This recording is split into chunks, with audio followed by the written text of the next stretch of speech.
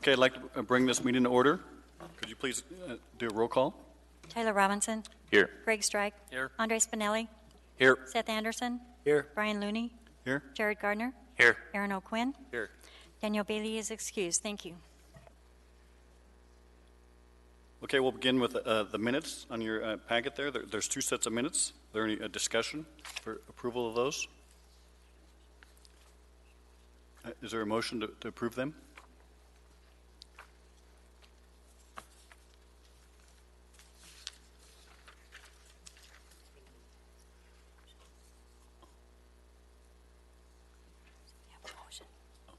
Okay, a motion by Commissioner Spinelli and seconded by Mr. Strike.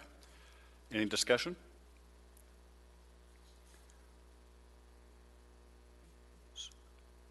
Those are approved.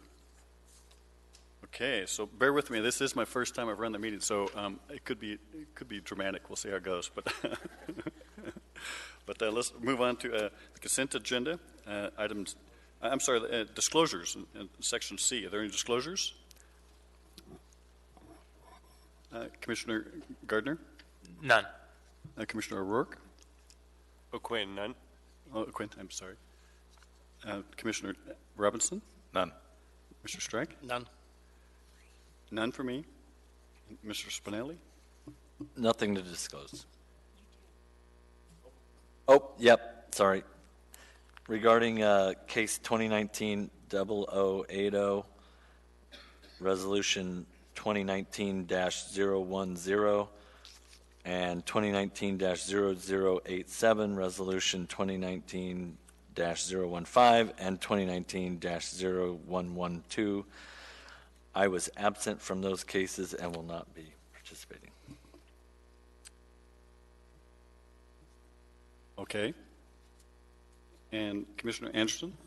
Yeah, I was absent from the meetings for all of the cases that are, and resolutions that are on the consent agenda tonight, so I won't be voting on those items. Okay. I moved on to the consent agenda. There's 4 items on the list. You might note that we were given one of the items. It's case 2019-0079, or actually it's also 2019-017, but the fifth finding had a minor text edit on the version that was on your table when you arrived here. Is there a motion to approve those? Oh, yeah. Looks like Commissioner Strike made the motion. And Commissioner Gardner seconded it. Any discussion? Without any discussion, then we'll approve those consent agenda items. All right, so we're moving right to the item G, the public hearings. But the procedure by which the public may speak at the commission is as follows. After the staff presentation is completed and the public hearing items, the chair will ask the public testimony on the issues. Persons who wish to testify will follow the time constraints from the Commission's rules of the procedures. Petitioners will receive 10 minutes, representatives receive 5 minutes, and individuals 3 minutes. When your testimony is complete, you may be asked questions by the Commission.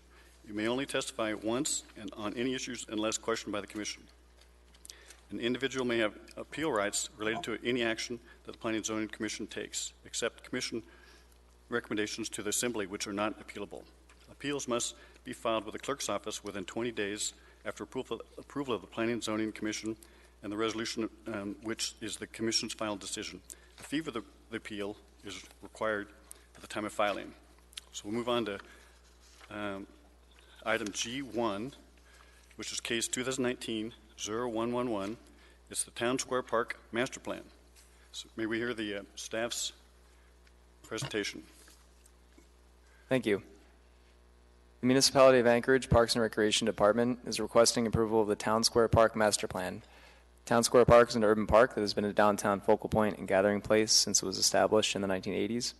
The last major upgrades to the park occurred in the 1990s. There have been no substantial changes since then, aside from the 2008 addition of the East Street Plaza on the southwest corner of the park.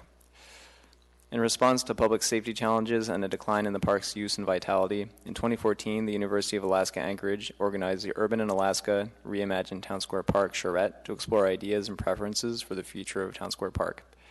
In response to the results of that charrette, and also following the recommendations of several adopted plans, the Parks and Recreation Department initiated the Town Square Park Master Plan in 2017. Using community and stakeholder input, Parks and Recreation Department developed a set of goals and guiding principles for the Town Square Park Master Plan. They are cited on page 3 of the staff report and guided much of the results of the planning process. The planning process ultimately produced 2 concepts for Town Square Park. These are shown in figures 3 and 4 in the report, and ultimately those 2 concepts were combined to produce a preferred concept, and that's figure 5. The Parks and Recreation Department expects to implement the plan in stages corresponding to several timeframes: ongoing, 1 to 2 years, 3 to 5 years, and 5+ years, as outlined in the implementation schedule in figure 6. Looking at public comments, on July 22nd, 2019, a total of 401 public hearing notices were mailed. 1 written comment was received, which implored the Town Square Park Master Plan to include a vehicle drop-off location for the Alaska Center for the Performing Arts, PAC, for the benefit of patrons with mobility concerns. The full comment is included in the comment section of this report. And regarding PAC access, the Parks and Recreation Department planning team considered drop-off locations for the benefit of both Town Square Park and the PAC as part of the Improve Access, Circulation, and Connectivity Guiding Principle. Consideration included a technical review of potential drop-off areas. However, according to the discussion of PAC access on page 72 of the Town Square Park Master Plan, none of the potential drop-off areas adequately address PAC concerns without significant negative impact to the size, use, and pedestrian safety of Town Square Park. Solving the access issues at PAC therefore requires a more thorough analysis that is beyond the budget and scope of the Town Square Park Master Plan itself. The municipality's project management and engineering department is currently leading an analysis of the access issues at the PAC as a separate but related effort. And considering agency comments, the Alaska Department of Transportation and Public Facilities, DOT and PF, and the Anchorage Health Department raised several concerns. Those concerns are outlined in the staff report, and original comments are included in the comment section of the packet. 1 comment from DOT and PF resulted in condition of approval. That comment reads, quote, DOT and PF strongly objects to the changes to the traffic flow on 5th and 6th Avenue and asks to have this recommendation removed from the document. The current configuration of these roadways are vital to maintaining the state highway system and Anchorage's transportation system. Only after the Anchorage Metropolitan Area Transportation Solutions develops a plan to meet future demand will DOT and PF consider overhauling the 5th and 6th traffic patterns.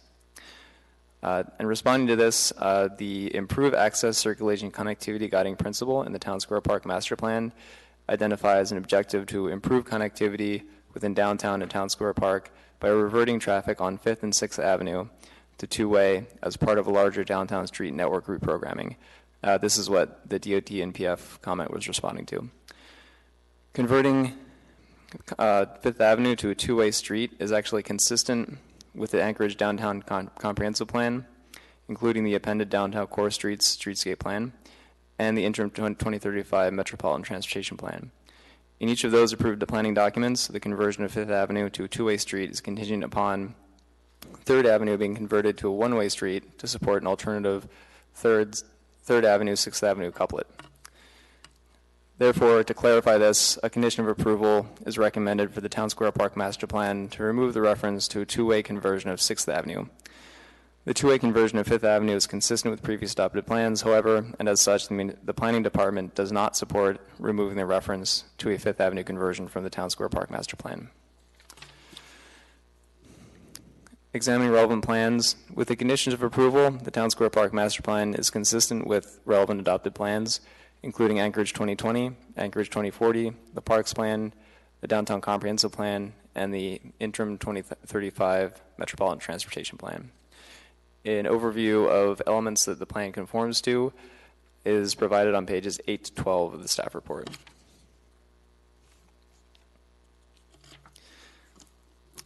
With that being said, the department recommends approval of the proposed park master plan, subject to the condition on page 13 of the staff report. Thank you. Thank you. Are there any questions of staff? Go ahead, Commissioner Thank you, Strike. through the chair. One of the questions I had when reviewing this was the comprehensive plan, the Anchorage Downtown Comprehensive Plan, speaks to the accessibility, which reverts to the changing of the two-way street on 5th and 6th Avenue, correct? Correct. Now, understanding that there's been no studies, no analysis done regarding that, that's just a long-range, hypothetical, nice-to-have plan, because there's been no studies, correct? There have not been studies to date, but it is identified as an item on the Metropolitan Transportation Plan projects list. And the closest thing we have to a study is from the state, which says, or ADOT, they prefer this language be taken out entirely, any reference to that change on 5th and 6th Avenue. I'm trying to clarify. The only reason we have that language in there is because of a long-term study of a nice-to-have, and the closest thing we have to any analysis is from the State Department of Transportation saying, let's remove it because it doesn't make any sense right now. So the recommendations for the Fifth Avenue conversion is based in planning documents that have been approved and contingent upon further analysis and study. And the reference to this, to the Fifth Avenue conversion in the Town Square Park Master Plan, does not mandate or necessarily even, fully recommend that conversion without, other studies being conducted. It is a reference to, it's a guiding principle in the document, and so it's not saying that this needs to occur to support the master plan. And this is where I want to be careful of semantics, because you use the term further studies or additional studies. My take on this is there's been no studies. There have been no studies to date, but it is on the project list for the MTP. Okay, so we have a recommendation in the long-range plan that is a wish to have, that has not have any basis in any studies done whatsoever, but other than a wish list. I would see it as supportive of previous recommendations in the Downtown Comprehensive Plan. Without having any studies done to the traffic plan and relationship whatsoever. It's that point that I want to make sure people above us are aware of. When the language is chosen here for these studies, words matter. So I would also clarify, though, that there was a study, I believe, in the Downtown Streetscapes appendix regarding this, and the results of that study again showed that the Fifth Avenue conversion would be contingent, again, as mentioned, on the 3rd Avenue, 6th Avenue couplet becoming one way. And that's not necessarily a recent study, but that's the study that it's based on. There's no recent study for current traffic plan or patterns, but the study references back to 2007 or 6. And where I'm coming from this, and I'm coming about, and I want to close the loop here, is that here we have a plan for the town square, and we're talking about traffic studies. My concern as this moves forward and around, and possibly when we hear from public testimony, that the town park's going to get lost in the discussion because all the conversations are going to switch over to traffic. And we're taking the eye off the ball here. The town park, the town center, is what we have our eye on. So if we're going to leave the traffic in here as a prominent issue, that's what's going to get the attention. That's what the public testimony, moving on upward, that's what the public testimony is going to be hinging on. That's what the downtown businesses are going to come and have an issue with. Because this is going to blow up from, right now we've got dump trucks going down 5th Avenue at 4 o'clock in the afternoon in the prime of traffic, going all the way down 5th Avenue to L Street, hanging a left-hand turn. Full. In the middle of the summer with tourists. So, again, when we start bringing that, and I don't mean to intentionally divert the ball here, but I think what's going to happen down the road is we're going to lose the basis of your whole study here for the town park. So I actually applaud the state DOT from coming in saying, let's remove this from the equation. I think their rationale is different than what I'm proposing, but I think you should listen to them. I'm done.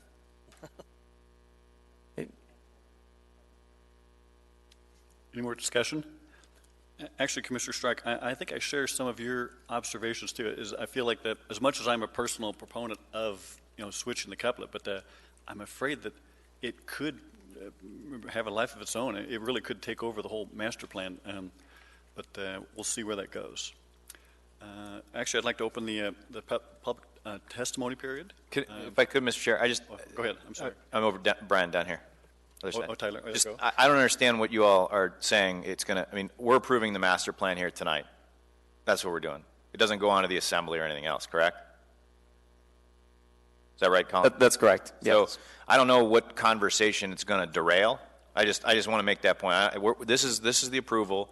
As far as I can tell, nothing in the design actually matters, and I'd like to hear from the petitioner whether they think that the plan works, whether you have one way or two way.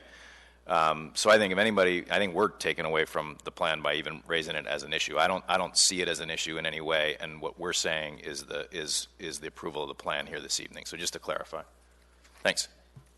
Thank you. Yeah, so let's begin the public testimony. Petitioner? I'm sorry, petitioner. You can tell, first time around.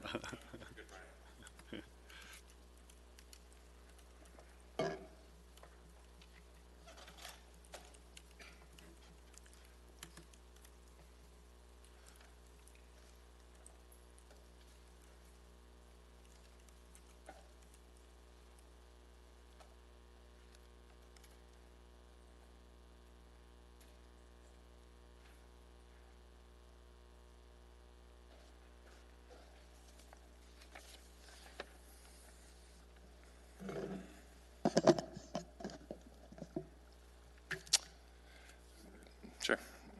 Good evening. My name is Steve Rayfuse. I'm a park planner with Municipality of Anchorage Parks and Recreation Department, and I just want to thank the Commission and the staff for their work thus far on the Town Square Park Master Plan. So I think, as we all know, Town Square Park is one of Anchorage's most beloved parks, has a proud history of community involvement, citizen activism. However, over the past decade, there has been a noticeable rise in crime within the park that has led to decline in use and also negative perception of the park by the community as a whole. So as we heard in the staff report, in 2014, there was a charrette called Reimagining Town Square Park that was organized by the University of Alaska Anchorage. Over 100 people gathered to look for solutions to the park, and the result was a call for action for the municipality to start some planning and look for ways to activate the park with positive use. And so in 2017, the Parks Department began master planning for this project, and this is the first comprehensive effort to plan the park since 1987, since the park was first developed.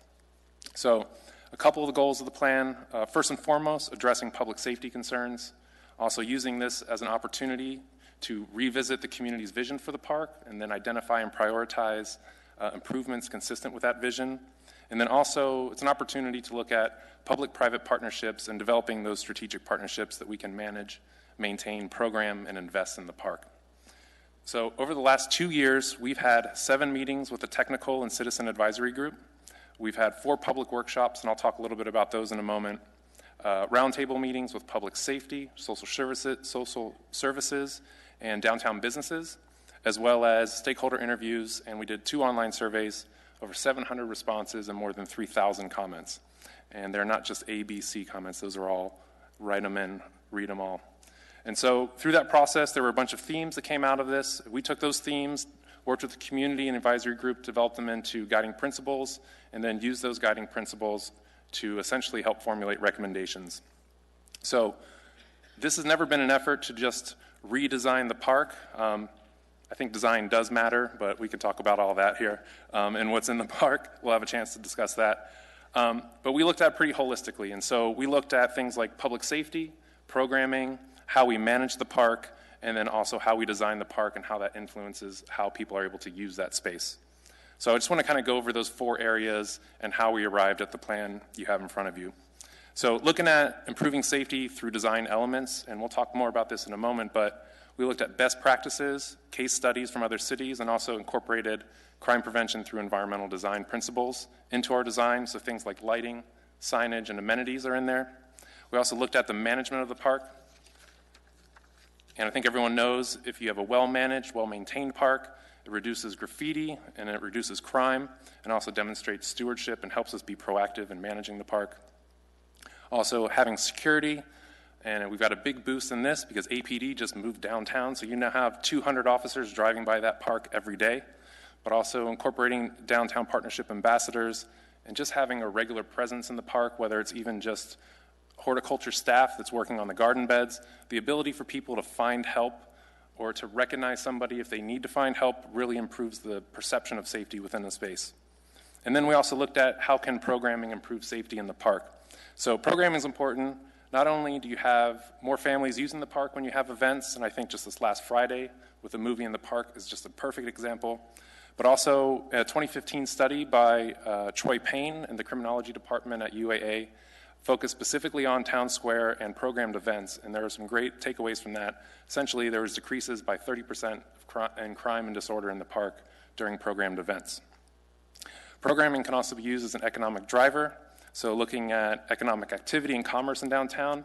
I think one effort of this and the vision of the administration is reinvigorating, investing in downtown, and what we hope is that what we identify in this master plan are just bringing certain issues, whether it's our traffic patterns downtown or access to the Performing Arts Center. You know, we can only take care of what's in the park, but it raises awareness of these larger issues and hopefully brings to the forefront some of those things that were in the downtown comp plan 10 years ago, raises that, elevates those conversations, and allows us to have constructive conversations about moving downtown forward. Programming also builds community.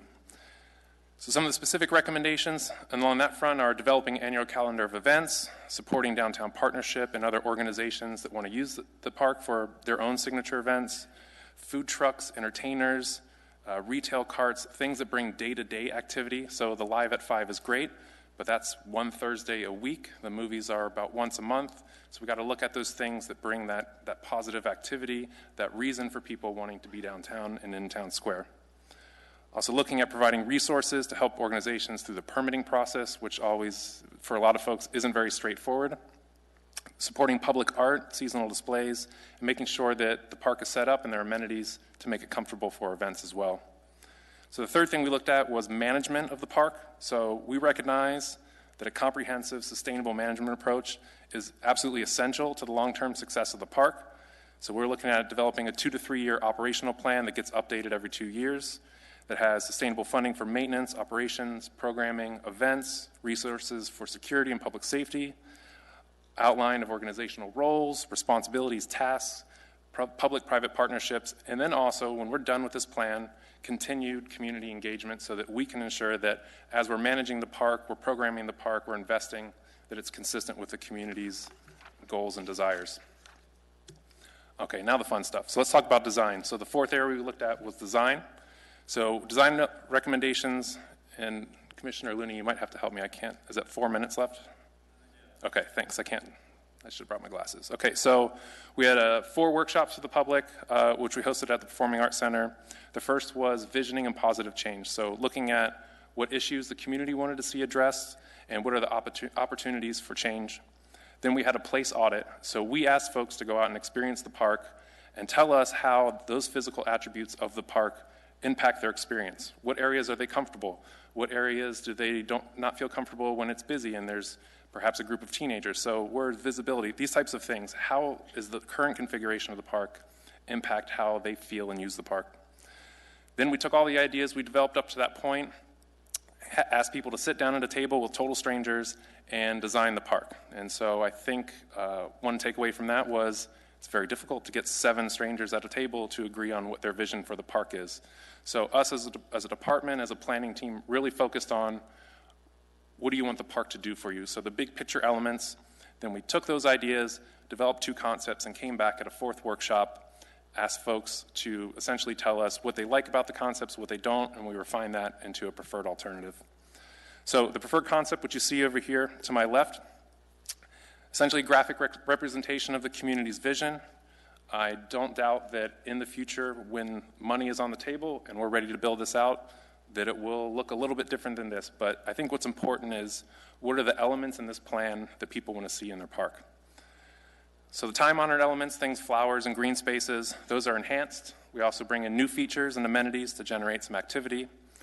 But essentially, the same layout where you have entrances in the periphery of the park, flowers and green space, flexible spaces and hardscapes are located more in the interior of the park. Improved circulation, so we eliminated bottlenecks, we improved visibility. We identified a market space on E Street for food trucks, and that's consistent with the 2008 redesign of E Street, where it's looking to be more of a festival street. We also looked at the relationship between the Kobuck and Town Square Park. So this is on a building that's on the National Historic Registry. So right now, that is there's no relationship whatsoever, and that's actually one of those corners where all the types of activities you don't want happening in a park are happening. So what we did is identified an area for like a family or a play area. So the idea is we're not going to put some giant playground in here, but something that's modern, attractive, matches the character of the park, doesn't overwhelm it, and provides a destination for families. So you're coming downtown, you're going back to school shopping, you're going to visit the museum, and you can come make a nice stop. Kids can stretch their legs in the park. You can go get a cup of coffee at the Kobuck, and it all works nicely. Also identified along 6th Avenue, and I think this is a little bit where the contention with DOT was, people don't like walking down 6th Avenue. You're right up against traffic moving 40 miles an hour. You got dump trucks at 4 o'clock in the afternoon whizzing right through there. It's not a very comfortable environment. So we heard what the folks were saying, and we identified this really nice tree-lined pedestrian alley, string lights in the winter. It will really be nice, and it will bring people into the park. Lawn areas on the north, south, and west, flexible space for seating and sun. A couple of the big items is a covered performance space, and so this draws upon some of the architectural elements that are in the surrounding area, particularly the tensile structures and awnings that are on F Street, using that same similar design. And the thing about that is that could be a seasonal structure over the stage, or that could be more permanent. And then the most iconic thing is the seasonal round. So when you asked everybody what is iconic for Town Square Park, you would get 10 different answers. And so what people did tell us is they want to see, and I think I'm going to run out of time, is something that celebrates native cultures, but also is really something that speaks to our identity as a city. And I'd be happy to elaborate on that. Thank you for your summary, Steve. Yeah, you've been in front of us in the last year, I think. This is your 4th master plan. It seems like this is one of the more exciting endeavors you've done. Yeah, indeed. Any questions for the petitioner? Go ahead, Tyler. Or, I'm sorry, Greg. Thank you, and through the chair. One point of clarification on the mapping, and I'm trying to, these pedestrian alley, you call them pedestrian alley, A-L-E-E. Is that correct? A-L-L-E. Alley. Alley. Yeah. Are those tree-lined? Yes. And there's a great examples, a precedent image in the master plan in that same section. I see it here. So something with a mix of materials. Well, actually, there's a picture when it's describing it in a little more detail. I believe that was taken from a park in Portland. And the reason I'm asking... Page 75. I see Page that. 75, thank you. I know that one of the last renovations in this park took place here in the last 3 or 4 years, where a number of trees were removed because of the sightline safety issue. We can call that a renovation, yes. I guess so. It's more of a, yeah. But it was for safety. They removed the trees because of the sightline safety issues. They couldn't see through the police couldn't, they admitted, they couldn't see through the park, so they didn't know to stop. Correct. Because of activities that were happening behind the trees. We're not creating another situation like that here, are we? So I think the big issue had been, and I know some folks will disagree, but the types of trees that you're putting in there. So you think about deciduous trees, you look at these trees that are on page 75, you've got no problem with visibility there. And the trees that were taken out, particularly in that corner by the Kobuck, were a pretty dense stand of evergreen trees. And so you'd be surprised how many people can sit in and do whatever they shouldn't be doing in a stand of 4 evergreen trees. So that's been direct. That concept is being handled here through your design. And what we're trying to do is we're not trying to get rid of all the trees, level the park. I think everybody sees the value in green space and trees, but I think being very smart and selective, a mix of shrubs, medium-sized shrubs, deciduous trees, and of course, you want a holiday tree, so you're going to have a large spruce there. But the concentration, the dense stands, have been issues in the past. And the other one I wanted to note I wanted to make was on one of the earlier pages in 1984, when the design concept for the park was identified, there were about 8 or 9 criteria that were listed, and safety was the last one. And now here we are in 2019, and the very first item that you mentioned right off the bat was addressing public safety. And for that, I actually want to say thank you. Thanks for jumping right in there and addressing that, because that has been the number one issue for the decline of use in that park. Agreed. Thank you. Agreed. Thank you. Commissioner Robinson? Yeah, thanks. A couple of questions. In your testimony and then also in the concepts, there's, in particular, concept A and B, it actually sort of pulls in the front of the pack and the Kobach area more specifically in the rendering. I mean, it sort of makes it look like you're not just operating within the lines of the parcel of Town Square Park. And it has language to that effect. I mean, and I get into the bathroom question in a second, but, I mean, those are pretty significant changes, potentially altering the atrium of the pack, taking away the parking and the access to the Kobach, but they also add quite a bit of value to the park, I would argue. Can you walk me through why those illustrations drop out of the preferred concept plan?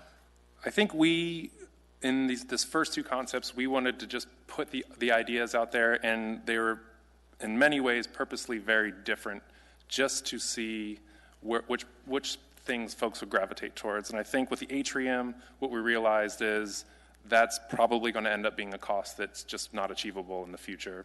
In terms of your comment about the Kobach, using that space, we did have one of the owners of the Kobachs on the advisory group, and so we had sat down with them and talked about what would be acceptable to them, because I think they appreciated that we are making a sincere effort to improve that relationship, to eliminate that problem area. So we talked about, if that area does see additional activity to what would be, I guess, the west of the Kobach, how can we ensure that they are able to have, their staff has parking spots, and that their patio area still has space. So that has been an ongoing conversation. Gotcha. So on that restroom idea, because obviously those would, frankly, if the Kobach lot was different or municipally owned or controlled, there'd be another solution for the restroom. But just so I understand it, the reason why there's this conversation about changing the charter is because it says that you can't have any building or structure in Town Square Park, and a bathroom by definition would be a building. Is that the idea? Did I capture that? Yes. So the background and your logic is completely correct. I'm not sure what the legal definition of building would be. Would a restroom building fall into that category? And that's something, and that's why we put in this plan, here are 5 options. So when we go to design development, have dollars on the table, we can take those questions one step further. And so you didn't get a legal opinion on that or anything like that? No. If you were going to have either screen porta potties or a more permanent, and I had asked Mr. Duran about the restrooms that were built recently at Ship Creek, and I think it adds quite a bit of function and just basic humanity to the place, and it looks good. I mean, where would it be? I mean, the plan doesn't really show where that would be, does it? Yeah, that would get fleshed out. I think we realized that you got to have restrooms, and I mean, this is something we heard, just not for the park. You got to just have available restrooms downtown, and so you've got 1 million visitors coming through this city. Most of them are staying within 2 blocks of this park, and a lot of them might be older and might need to have access to a restroom, and just even young people like myself sometimes need to find a restroom. But I think that gets fleshed out when we have the time and the resources to really look at where that fits in and how that.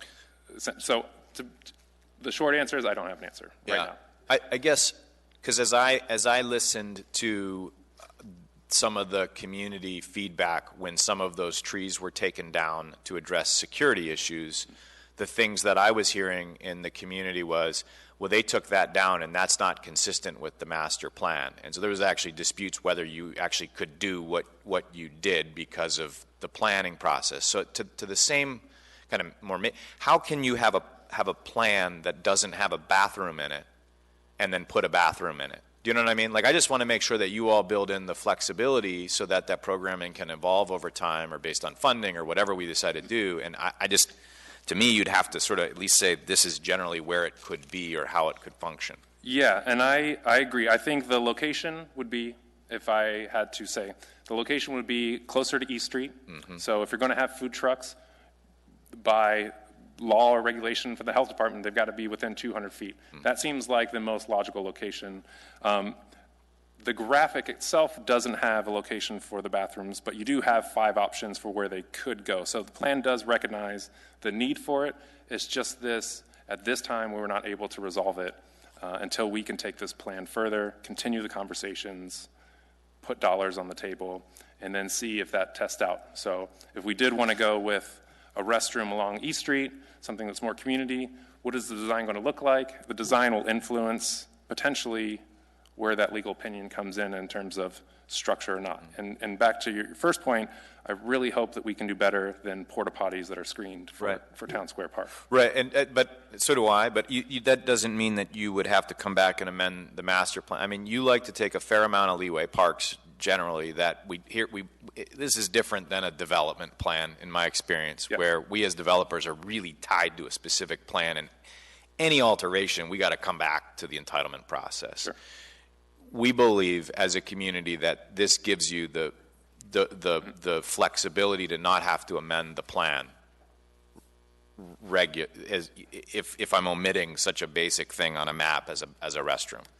I would feel pretty comfortable taking this to the Urban Design Commission, having it identified in the plan, having flushed it out, and even if it's not in the concept, I feel comfortable. What I would want to avoid is identifying a location in the concept that potentially of something that is illegal. And sort of how we navigated the stage and the covering is, this could be something that's seasonal, it could be something that's permanent. Where does a tensile structure fall into the wording of, in the charter, buildings? Right. And so I've seen past legal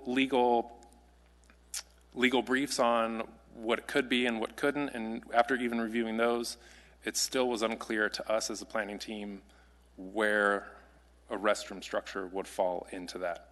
And also, one thing that we're considering as well is there's potential redevelopment happening within this area as a whole, and what are the other opportunities that we as a city could potentially provide those restrooms. But I feel that going to the Urban Design Commission, where we bring a full site plan, an actual development plan, we'll have it flushed out at that point. Okay, and then I guess final point, this 2 to 3 year operational plan that you talk about, is that a new thing in Parks plan? I mean, how is that? It's presented here as though it's not common practice. It is not, but I would argue that most of our parks don't have the level of management, operation, maintenance needs that this park has. And I would say we have a pretty solid internal working plan. Our horticultures got their plan for how they're maintaining the park. But I think for this park, we need to be realistic. And I think the best example is when they were reviewing the budget, the Assembly was looking at the budget probably 6 months ago. They're going to cut the horticulture budget, slash it by a half or a third.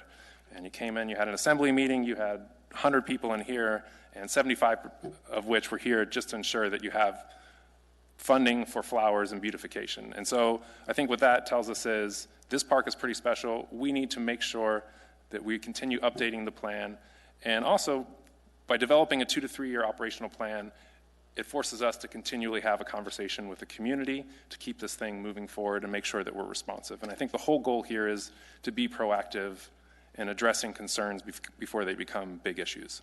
And it's an internal parks operational plan, or it's in conjunction with other partners and stakeholders? It would be, we would take the lead, but obviously you have the main programmer at the park is the Downtown Partnership.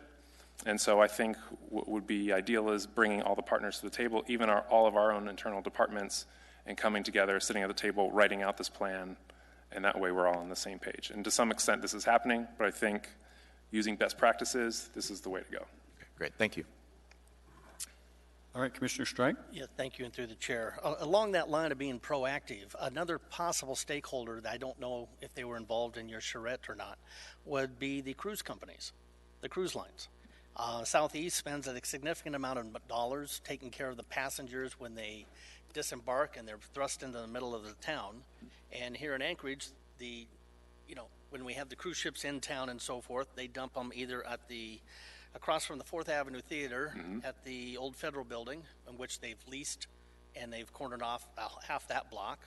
The other spot was at the 5th Avenue on the north side on the Egan side, where they would drop off passengers. But here you have all these passengers dumped off here into town without restroom facilities, as you mentioned before. Cruise tax. That's part of what that cruise tax is supposed to be used for. There might be a partnership to be able to be expended there, especially if you solve their problem of where they drop off passengers on their occasional basis. But there's monies with the state for the cities to use. And you got restroom facilities. Other cities down in the southeast have used it. No, I appreciate that. And actually, my first 10 years living up here, I worked for the cruise company, so I totally get how the whole network works. What I believe now is that they are using the Egan Center for drop-off, and I believe that building...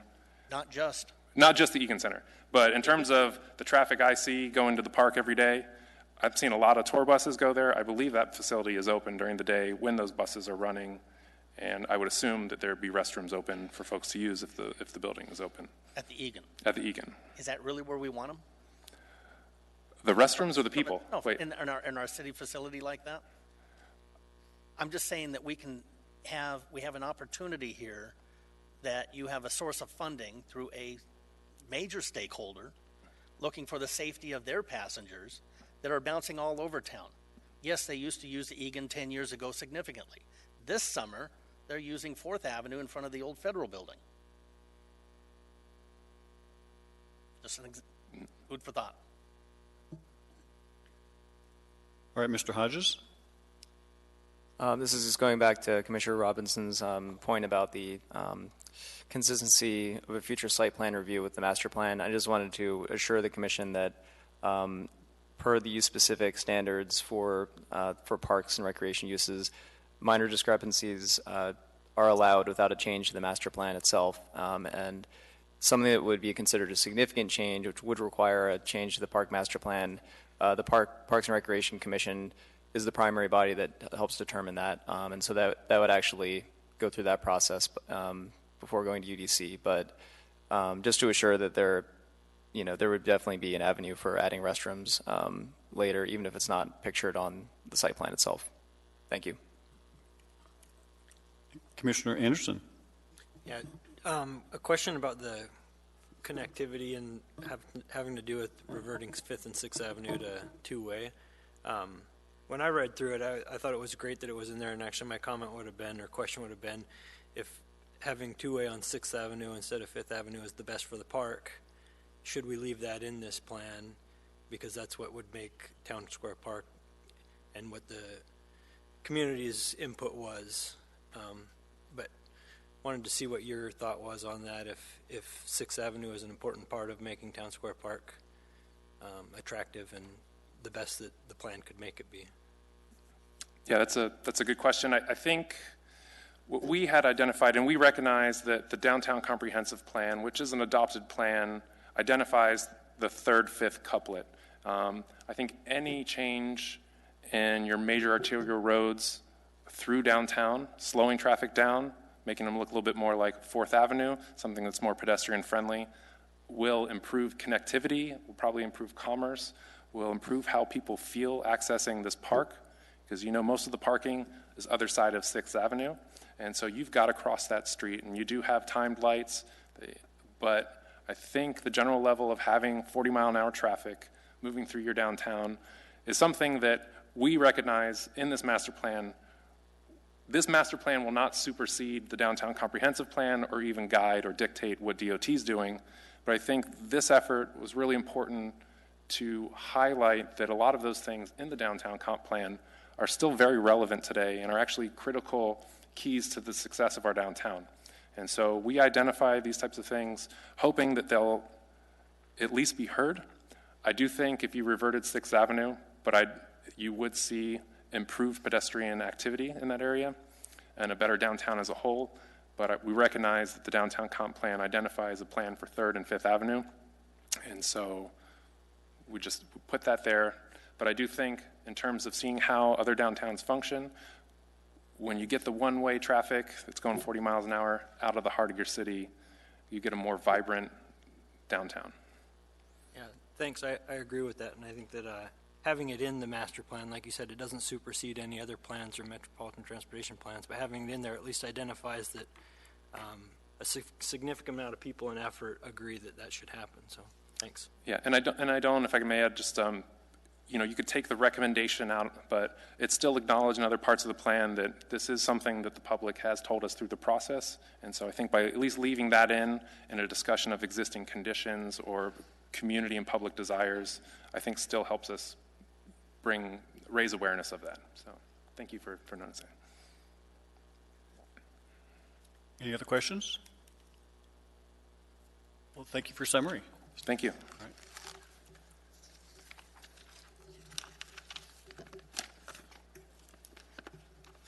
Okay, so now we'll start the public testimony. Remind you as you come up, please state your name and spell if you for us, please. My name is Patrick McDonnell, McDonnell. I'm representing the Downtown Community Council. I have 5 minutes, right? That's right. Hi, so I'm the president of the Downtown Community Council as of this Wednesday, so brand new. This is one of my first official acts other than running the meeting, so this is fun and great. I wanted to, first of all, thank Steve for a great presentation and really being a leader on the Town Square Master Plan. He's done a lot of great work, and we really appreciate it. And I also wanted to read a resolution that we've already submitted in the comments, which you might have seen, but I want to read it into the record just in case you haven't heard it and for posterity. And I can thank my predecessor, Michelle Clauda, who's the past president, for writing this. The resolution reads, June 6, 2019, whereas the Downtown Community Council recognizes the efforts made towards the Town Square Park Master Plan, TSPMP, whereas the Downtown Community Council considers accessible access to the adjacent Performing Arts Center a safety priority for this area of downtown Anchorage, whereas the Downtown Community Council recognizes that the TSPMP dedicates a page in the report for Performing Arts Center access and associated difficulties. The design does not address a resolution for access to the Performing Arts Center, whereas the Downtown Community Council sees the need for better day-to-day activation of downtown during the winter months, whereas the Downtown Community Council recognizes that the master plan highlights winter as a major part of Anchorage's identity. The design does not address the functional daily use of Town Square Park in the winter, whereas the Downtown Community Council would like to see future funding invested in areas outside of Town Square Park for better lighting and safer pedestrian access. Now, therefore, be it resolved by the Downtown Community Council that the Downtown Community Council will only support a portion of design in Town Square Park towards a creation of an accessible and flexible space for a traffic zone providing ADA access to the Performing Arts Center. This resolution was unanimously adopted by the Downtown Community Council on the 6th day of June 2019. President Michelle Clauda and Andrew Baker, Secretary. The reason I wanted to read this in to the record is we had our Community Council meeting in June, which was on the 5th, and the public comments were due on the 6th. And we discussed in general what we thought of Town Square Master Plan. A lot of our residents are constantly, every year we go through the CIB, and we're constantly asking for lighting and safer pedestrian access or safer just safety in general. So that's always on the top of our mind and priorities, and we're wondering why. Why would we put money into Town Square when we still haven't addressed some of the problems we keep asking for year after year? I understand that the Town Square Master Plan and the improvements there will potentially improve some of the lighting and pedestrian safety, so that's a plus. In terms of the plan itself, too, there's strangely, like some of our members who are actually on the advisory committee let us know that there's no winter plan. Like there's no designs for what it looks like in the winter, like how we approach this. I understand we can do programming and activate it that way, but in terms of like how it's laid out in the plan, we just really were uncertain of what the plans were for the winter months, which is half of the season. And then finally, ADA accessibility, that was brought to us by the PAC. The PAC attended our community council meeting, and they were concerned because in the master plan, accessibility and disabilities are only cited once per word. And so we are wondering, like, how are you addressing that? How are we addressing that in the design, and how are we addressing that in the plan?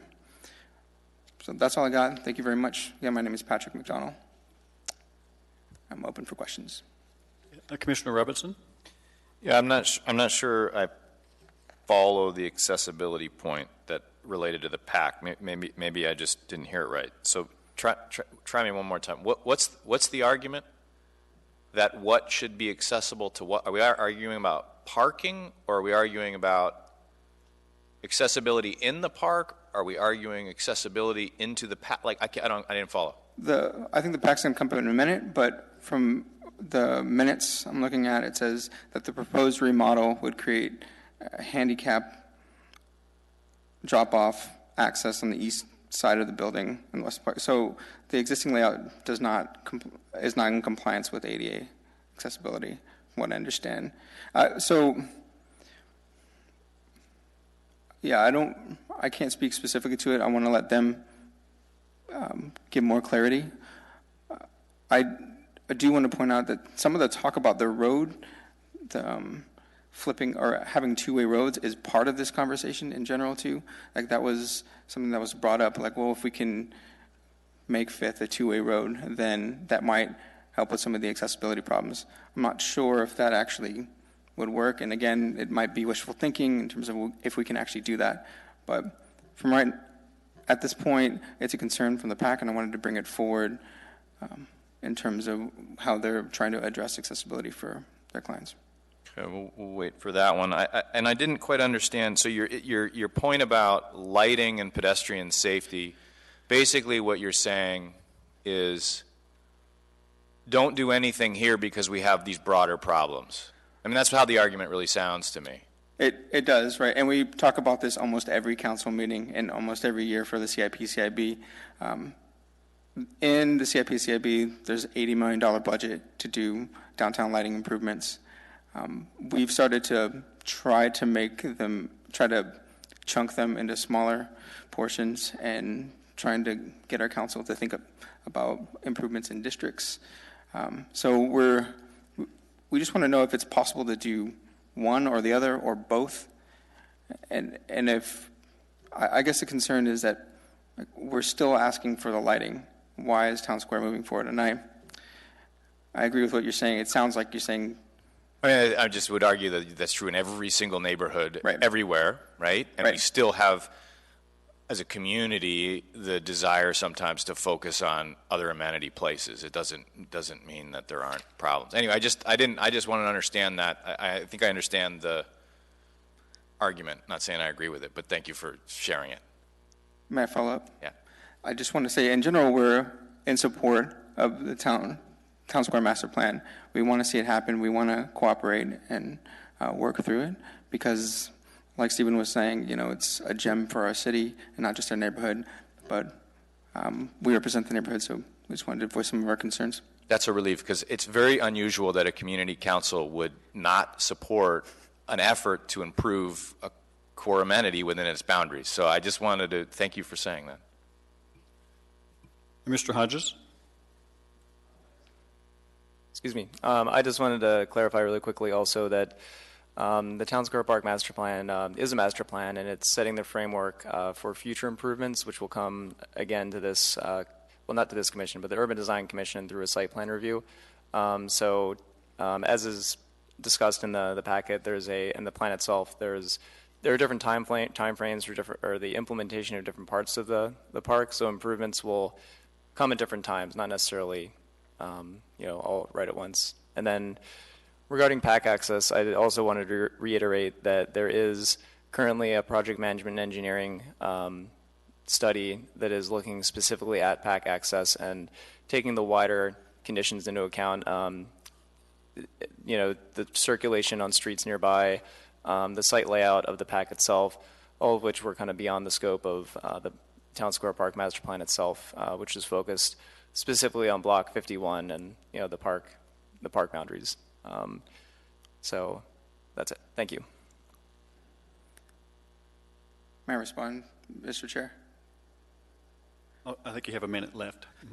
Through the chair, Mr. Hodges, I was wondering if, so the concerns of the ADA accessibility, will they be addressed at all? Or I guess my concern is if this commission approves the master plan, does it just go forward as is? Or is there any way to, try to amend it for ADA accessibility? So ADA issues specifically are being looked at comprehensively in the project management engineering study, and that's specifically in relation to the PAC and access, to the PAC and the park. So ADA accessibility is the prime motivator behind that study, and that's the primary topic. Okay. Thank you. No more questions? Thank you for your testimony. Thank you.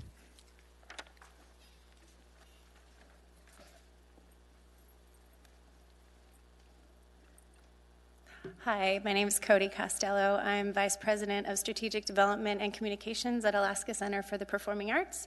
Thank you for allowing public testimony this evening. As stewards and managers of the municipal facility, we want to share our support for any effort to activate and improve the experience in Town Square Park and raise awareness for the experiences that one could have downtown. We work closely with Anchorage Downtown Partnership to support park events and work to develop public programming to promote those events and both spaces all year round. We do want to express our hope that creative solutions can be found working together as both of these projects move forward, one, the PAC Access Study and the Town Square Park Master Plan, to solve ADA access and public safety issues for patrons and citizens entering the Performing Arts Center, while also offering potential enhancements to the design of Town Square Park. I mean, as you know, for 30 years it has been our front yard, and we love it. We do honor the work that has been done to evolve the vision for the park and see a really great opportunity to take the findings that come from the PAC Access Study currently in draft review and integrate them with the park to provide ADA-compliant, safe, and accessible passenger drop-off to the Performing Arts Center. It's been a challenge that we've been trying to overcome for 30 years. Well, we don't have the final draft of that study quite yet. Comments are being taken for that draft review through the 13th of September, and we anticipate a final draft of that being made available soon after.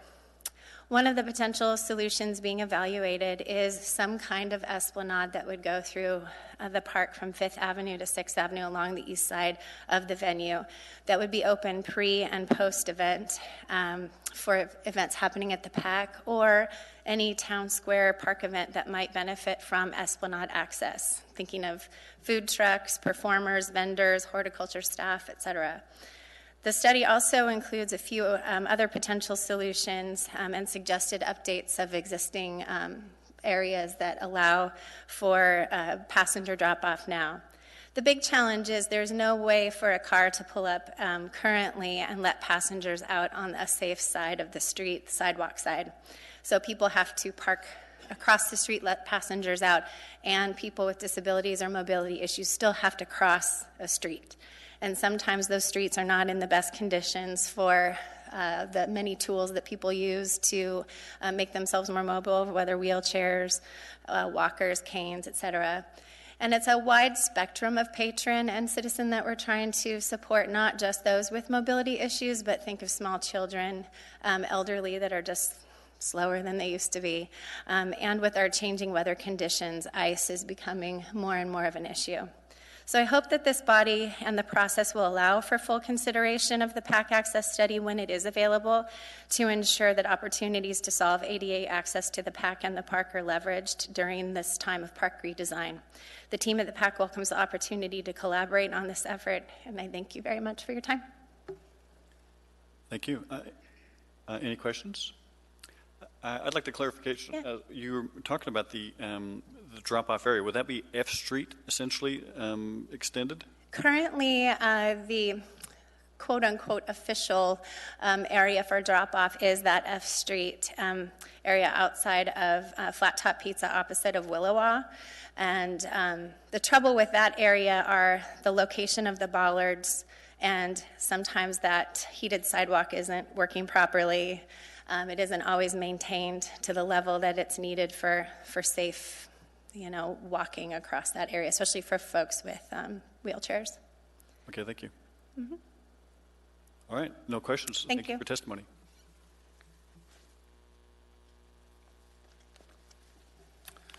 Good evening, and thank you for allowing me to testify tonight before you. My name is Ken Pendleton, Pendleton. I'm the original architect of record for the design of Town Square Park through my firm, Land Design North. I was on the technical advisory committee for this process, which I think has been rigorous, and I think it's been effective, and excuse me, I'm very supportive of the basic results that we're seeing here today. However, I do have a few comments I'd like to make regarding at least three elements, one being access, one being safety, and one being the history of the park itself. Access has been discussed here this evening already. There are access issues related to vehicle access to not only Town Square but to PAC as well. Whether the DOT or a study or anyone else can come up with reasonable alternatives to improving that kind of access is something I don't think that this master plan can address. And I think that's been recognized already. However, I think it's in the best interest of the park that some form of access change in the future. What that might be could be a number of options. It could be even as extreme as closing down part of downtown to pedestrian-only traffic. Or there are many variations on that theme that could occur in the future. I don't think we can determine that at this moment, or even are trying to attempt to do that. But access is very important. Access inside the park itself has been discussed at long length in our meetings. One of the issues with access, and this rolls into safety, is the issue of visibility from the street into the park. The mounds have been a favorite target of limiting that access, as well as the mature growth of the trees and vegetation in the park. Clearing and reducing some of those trees in the last few years was probably appropriate. Reducing the mound heights to increase visibility into the park is probably a reasonable idea. However, I would caution that flattening the park, if the preferred alternative, as I see it right now, is to flatten the park, to remove all of the 127 mature trees, I would be very much opposed to that, and I would hope the community at large would be opposed to it as well. I think there needs to be a reasoned, measured view and value for those kind of design issues that will come up as phase 1, 2, and 3 come forward in the future. So I would hope that this plan can have the flexibility to not determine that only the preferred alternative is the only way we can go here. I think the other alternatives that were proposed. Thank you, Ken. Am I out of time? You are out of time. Oh my God. Thank you for testimony. Any questions? Thank you. Thank you. Diane Holmes.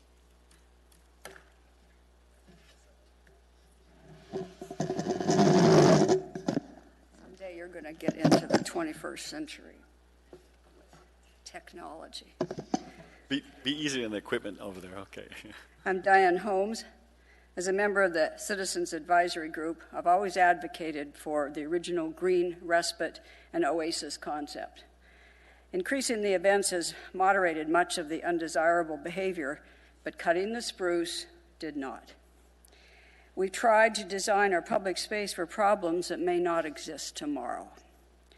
When the downtown comp plan was adopted, this body had so much historical memory of lawsuits and the decade of effort that gave us the park that they included a clause specifying that any changes beyond maintenance should come before them. That never happened. Please consider adding that clause again. Deep in your packet is that clause, but not the fact that all of Block 52 around the pack is to be park. Add a condition that this extension of the park be dedicated, at least in the southeast segment that isn't already compromised, to avoid further sacrifice of our parkland. Also add, or give your blessing, for planning to adjust the design as logic dictates so that there can be flexibility in the site plan. My details to flex are, the berms are a sound barrier, despite what a sound engineer said. They help corral kids, but the plan shows they're only 3 feet tall. That's not sufficient for trapping sounds, and families really like to sit on the grass. The stage, which may violate the charter, blocks views into the park. Being able to see into the park was a major point in the public process. Place it in the northeast corner on an elevated ground where it won't block anything, and sound can be projected across the park. 3, the kids' area would be best located closer to where the parents may be sitting at the Kobuk. Switch the stage and play area. The knoll is oddly placed without connection to any geographic feature. Move the stage and place it and nestle it next to it. 5, it's too easy for the park to become commercialized. Specify that such activities be confined to one edge like E Street, except for occasional events like Solstice. 6, somewhere in the plan I saw that they wanted to honor Mrs. Couples and Bundage for their original early vision. But I didn't see that Ruth Moulton was to be similarly honored. There is no question she was the driving force through years of criticism and administrative obstruction. Validate Ruth's gift to us through recognition of her endeavor. Last, keep the management of the park under Muni direction. And while not part of this plan, the packed access has come up again and again, and I've looked at it myself. I didn't get paid big bucks to have a plan to figure out that, in my humble opinion, a very easy access is underneath the Sky Bridge. With very little modification, it could occur. Thank you. Thank you. Hold on. Commissioner Robinson, do you have a question?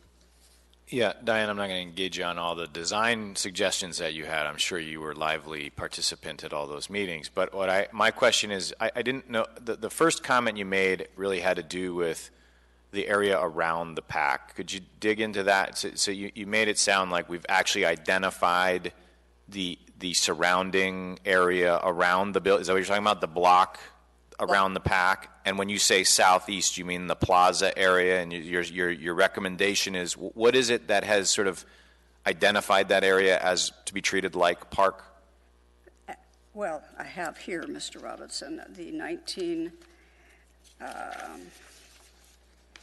I believe it's 85 or 84 P&Z resolution dealing with the area around the pack and how it is to be treated as park, specifically the F Street corridor, which is being discussed as a drop-off.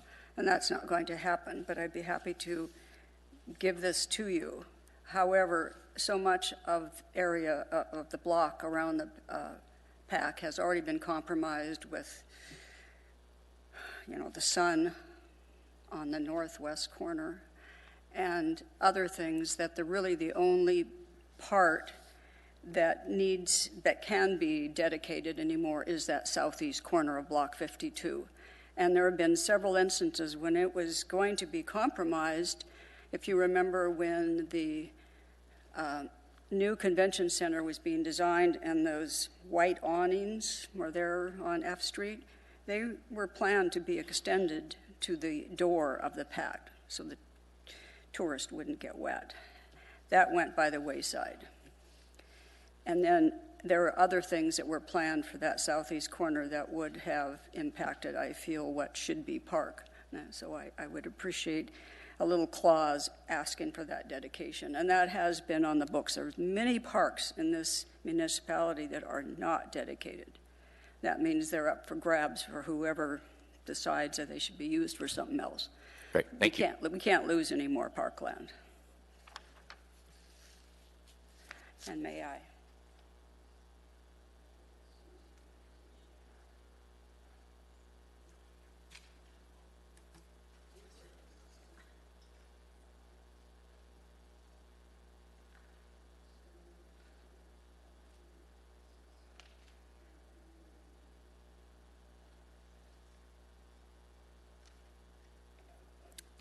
Thank you.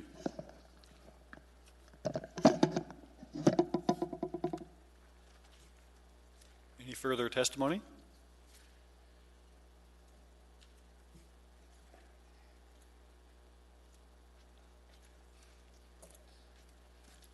For the record, my name is Tim Potter, P-O-T-T-E-R.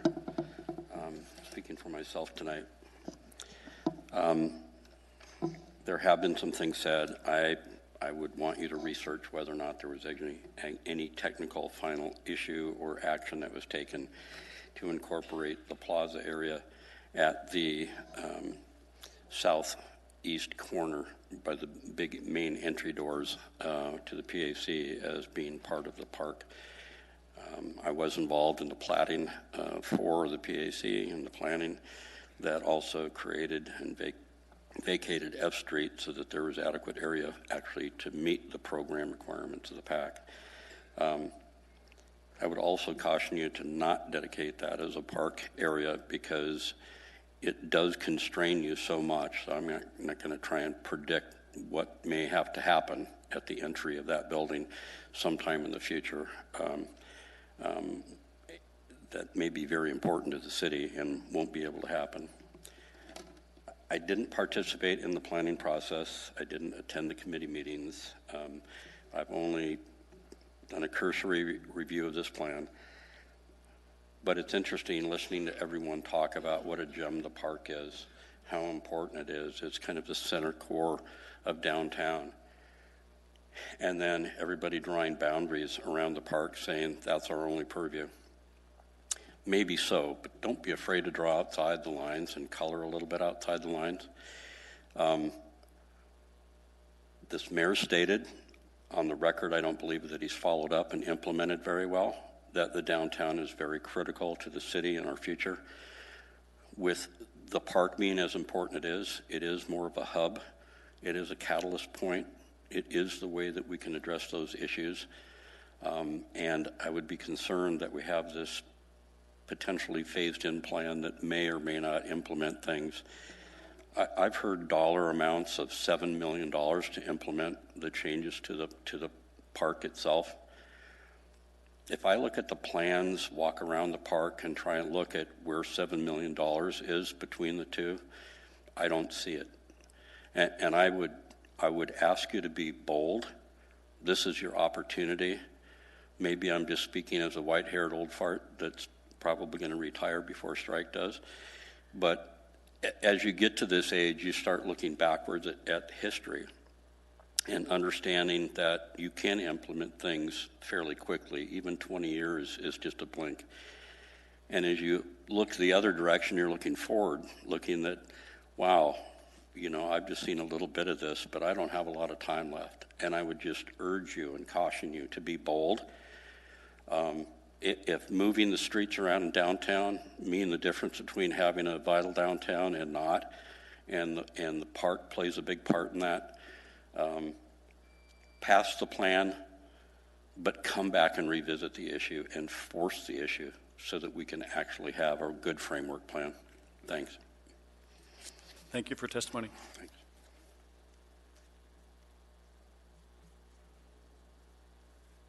Any further testimony?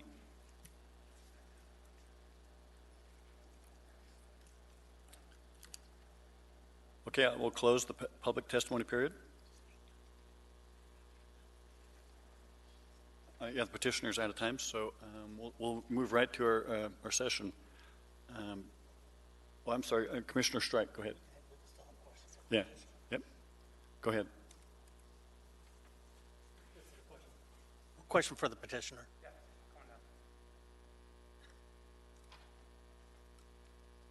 I'm trying to determine if I heard this correctly on the F Street, vacated F Street, that's right adjacent to the Performing Arts Center. Correct? Is that area part of the park, part of the PAC, or no man's land? And does this plan look to utilize that part of that land as part of the park? So when this came before the Planning and Zoning Commission in 1981, so essentially Resolution 81-104, which is the conditional use permit for the Performing Arts Center to vacate essentially F Street. One of the findings of fact, or actually the whereas is, okay, so therefore be it resolved. And then number 2, it says the filing of the replat to include all of Block 52 and including that area being vacated in F Street be recorded. Before any building permits, footings, foundations issued, any portion of the former F Street not occupied by improvements shall be integrated into and be a part of Town Center Park on Block 51. Now, based on the current plat, that did not happen. And so what you have now is a Block 52, which is quite just perfectly square.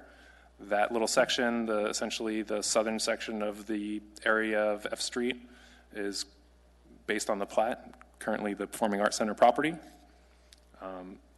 I'm not necessarily arguing one way or another for it. I would say that space sufficiently benefits both properties, and I can see arguments for and against why that should be vacated or should not be vacated. I can see, but I think as it is now, we had considered it during the planning process with the understanding of this background and what was to be required. It shall be incorporated into or integrated into Block 51. So it didn't happen. So there's some unfinished business here? Is that what I'm hearing? We're looking at almost 40 years, yeah. Some unfinished business. So I guess my question to staff is, I guess it's a rhetorical question, why didn't this happen? Or did it not happen by design? Are there any notes in the file related to this non-new plat? I can't answer the question as to, why it went one way or the other. I will say that it would involve some research into what would constitute an improvement to satisfy that condition in terms of was the improvement the PAC made in certain areas, would that constitute an improvement that would justify it being kept within the PAC? And it would just require a lot of research in terms of who did those improvements and when. Is it fair to say that that has to be resolved before this new plan, either A or B, which is using that property that on the books isn't theirs? I don't think it has to be resolved with this master plan. The master plan is a framework right now for what is the Town Square Park, use area. Should one of the action plans of the master plan be to rectify the lack of platting? Isn't that an encumbrance before the park can move forward? I wouldn't say it's an encumbrance. I just think that it's something that we don't fully understand in this room, and what we know is that for decades, Town Square Park has functioned more or less successfully within its existing footprint, and that we need a plan to improve that. And if there's any other question about another portion of that right-of-way that was vacated 40 years ago, I think that should be negotiated or looked at in a separate forum. Well, let me just put it in layman's term. What are you going to do to prevent a lawsuit? Because that's what, in my mind, this has written all over it. Somebody's going to put a cease and desist, and they're going to do it until that's resolved and it's clean. Okay, can I ask you to clarify what do you mean by lawsuit? Well, who that part of the property right now is not dedicated to Block 52, which is dedicated to the park. That replat never occurred. The plat as it currently sits, that property is tied to the PAC. Right, so Not for park use. the platting action occurred successfully, so there's no legal issue in that regard. That's not what I heard. Well, so the right-of-way was vacated. Improvements were made to the PAC at that time. The conditional use says that improvements that were made to the PAC in that right-of-way revert to the PAC, essentially. And so the question is, we don't know sitting here, and it's been 40 years, is this what constitutes improvements? Well, I don't want to see an ADA issue all of a sudden arise and say that that's going to be part of the improvements on the PAC, and therefore it's part of they don't have an issue. They can just automatically, they don't need to come before us. They can use that right away for the PAC, for their ADA drop-off. Unless I'm confused on this. You're not the only one. I think I had talked to the planning department quite a bit about this, and there were some lingering questions. What does integrated into mean as well? And that wasn't very clear for us as well.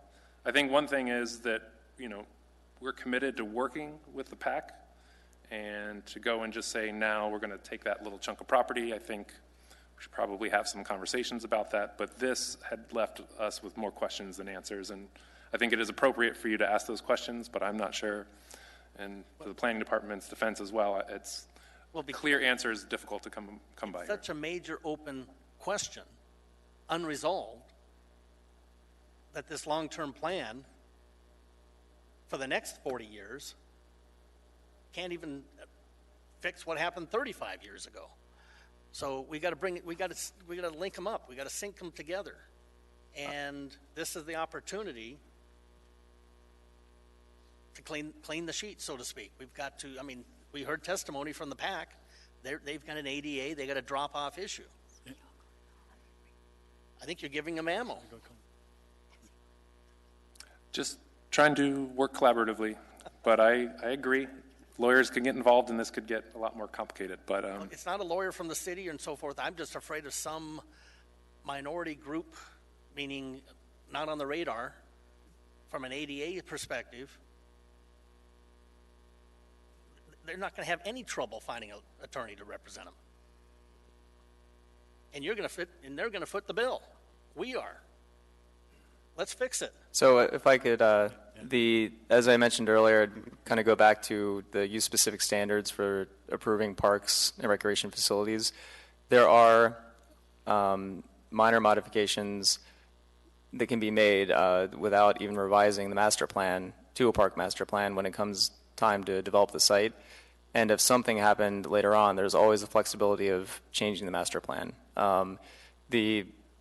The issue tonight, in terms of that kind of corner that may be in question, that's not, I don't think that impacts whether or not this master plan should go forward. I think it impacts, there's reasonable flexibility built into the code to allow changes later if they become necessary. I absolutely agree that it doesn't impact the ability for this long-range plan to move forward.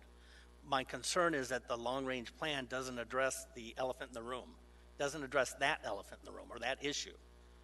And it's an impediment. It's an issue. It's something that has to be resolved in order for this long-term plan to ultimately come to fruition, be successful, and move forward.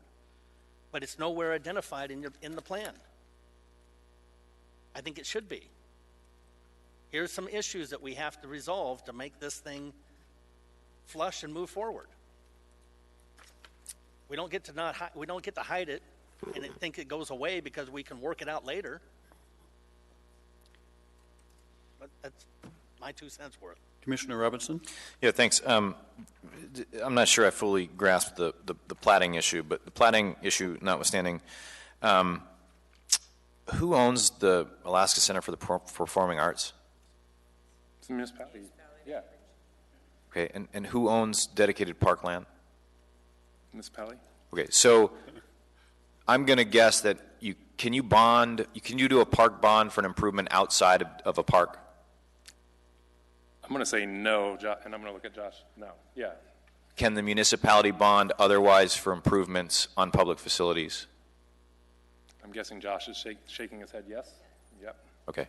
So whether there's a dispute of whether the land should or could have been incorporated into the actual dedicated park, which I think we heard testimony to that effect in your discussion, with what should have happened. To some degree, there's nothing preventing the municipality of Anchorage from making improvements on both of these properties through different funding mechanisms, but there's nothing that says, and it would of course make sense if they were to choose to do so, if we were to choose to do so, that we would do so in a coordinated manner, right? I mean, that's logic. Correct. Okay.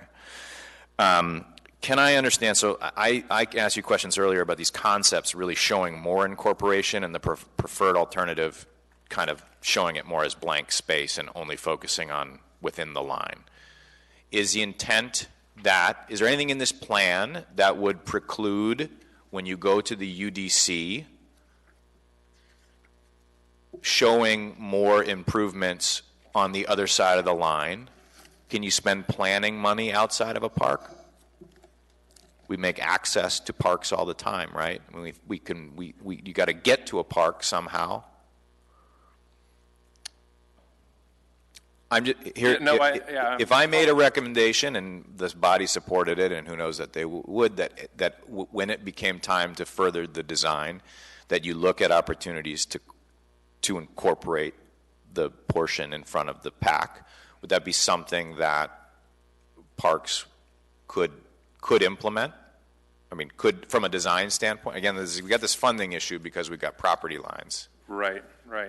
No, that's a good question, and I think that totally gets back right to the heart of if we are only able to spend, park bond dollars, right? Let's say park bonds, so with those dollars on park property, and then this wasn't replatted, and we want to make investments in that plaza, that presents a challenge. And I'm not sure I know the answer to that. To fund it, but I just want to know in a master plan process, because you're funded through the general budget for the master plan. You as a municipal, you can do whatever you want, right? With this, you can plan all the way up and down F Street. You could.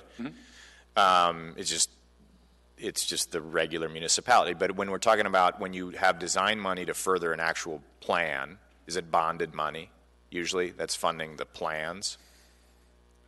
Typically, bond funds will be the seed, and then from that, with master plans, we can leverage state, federal, nonprofit dollars. So if you had some non-restricted money, you could extend the boundaries of the planning effort across the boundary. If that money didn't say you had to stay within the boundaries. And let's just assume that the Alaska Center for the Performing Arts saw this as a good thing to do.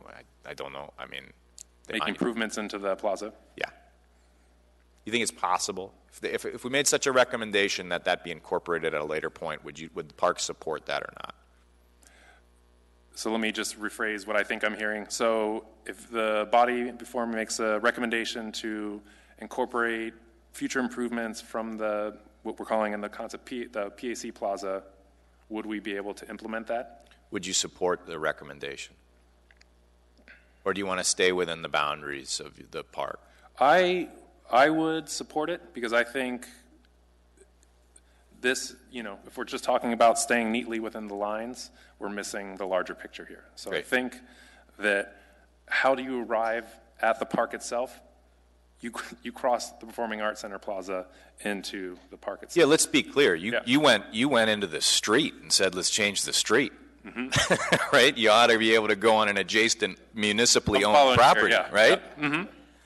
Okay. So now why am I holding back on the PAC Plaza? Yeah, it was easier to go against DOT than your own municipal brethren here or something? I don't understand. No, because, yes, and very good points, Commissioner. What I think is complicating it is the lack of clarity around this. We recognize, cut and dry, here are things that the community wants in 5th Avenue, 6th Avenue right away, and we feel like it's important for this project to be a catalyst for downtown. It's important to bring that forward. But we recognize that we're not going to be the body that can do that. For something like the Performing Arts Center, this plaza right here, and this past language There wasn't the replat. This wasn't, so I'm not sure what the status is. I think that we had revisited this, pulled back, I mean, this was a while ago when we were finalizing this, pulled back our decisions to stay within the park property because we're not sure how this would play out, and if some potential lawsuit could come up complicating things. I think our approach would be to work collaboratively with the Performing Arts Center to ensure that any sort of improvements that are going into this space, I think we kind of view it as a shared space, are going to work for the Performing Arts Center and are going to work for patrons of the park. That's good to hear. And I'm a firm believer that you can find different pots of money to achieve different things. I do it in my day job, and it's a necessary evil when you're dealing with restricted funding sources. If I may, Mr. Chair, one other question. I didn't quite understand. I understand the accessibility issue in a global way related to performing arts. I also believe that we build a big, huge building that's very unfriendly on most sides of it as well. And, it is what it is from a design standpoint. If we had actually treated the perimeter of the building and the block as a park, we might feel differently about it. But I'm not sure that I understand what the Alaska Center for the Performing Arts is suggesting that you do or that we do, other than to maybe say, don't pass this until we have an access plan. I mean, do you know what the specific recommendations are going to be related to how this could affect the park plan, other than saying, I think there's several of us that believe if you had two-way streets instead of couplets, it would function a lot differently, and you'd have all kinds of different drop-off opportunities. But do you know, I mean, how do we sort of reconcile that testimony and that very clear kind of need with the park plan in front of us? Yeah, that's a good question. So as I understand, so this is when we think about what this effort has led us to, is that we had essentially identified our findings in the plan, reported back to the administration that, okay, we've successfully, what we feel like, have found strategies to improve safety, overall usability, create a positive asset, and give this park some life. What we're also hearing is the issues with 5th and 6th Avenue, broader circulation, and also with access to the Performing Arts Center. We passed that information on to the administration, and we asked them, I think the best thing to do is to figure out what the current status of, are they compliant with the law? What is the ADA's, are they compliant with the law? And what alternatives exist to address that? And so they've put together a study, and that study started at the time we went to the Parks and Rec Commission. So we've been working on this 2 years, and that's about 2 months deep. So I'm not sure where that's going to land. But I think what they were tasked with is find out what the current status is of, is the facility legal, and then look at the potential options to resolve some of the concerns about drop-off. And I think with the folks for the Performing Arts Center, in the perfect scenario, they would like a driveway through the park coming from 5th and 6th Avenue, an esplanade, coming right through the park, right in front of the Performing Arts Center, and then out the PAC Plaza. I think that would be, if I'm safe, if I can put that out there, more or less, yeah. I think that would be, in the perfect world, their ideal scenario.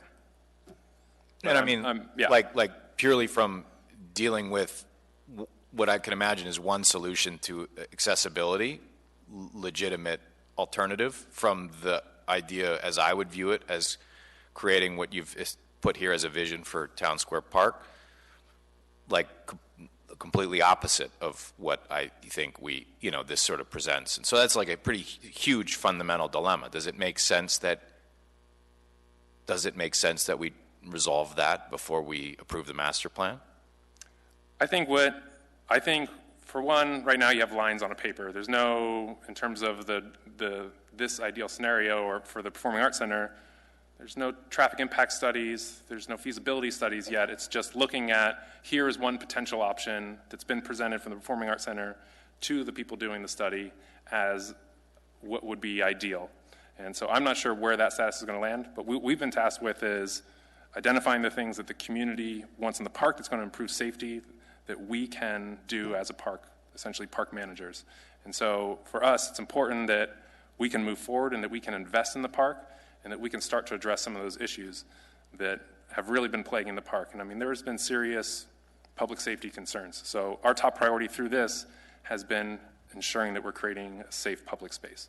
So if the final outcome of a plan is that some concept comes forward that allows the Performing Arts Center to have an ideal scenario, whether it's some esplanade or some other solution, because there are other alternatives, and I think it's going to be up for a larger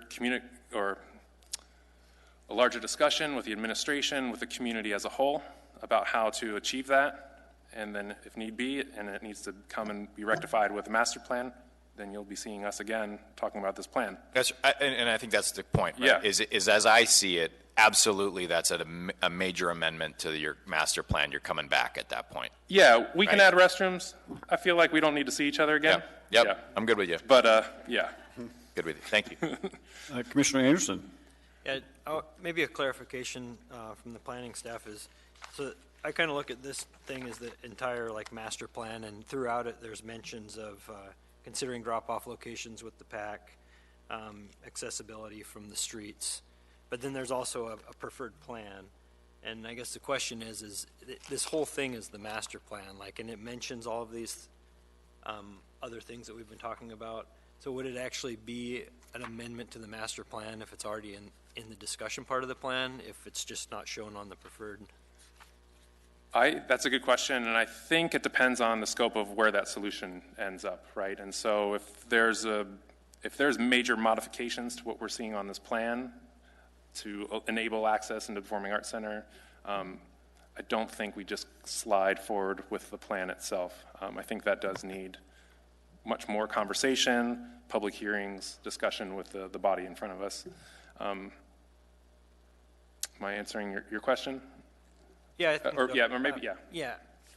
Yeah, I think that you're kind of drawing some boundaries of how far you would go before you need to bring it back to the public's discussion or attention. Like, And to be honest, the public discussion is never going to stop with this project. So we walk out of here, we have a resolution.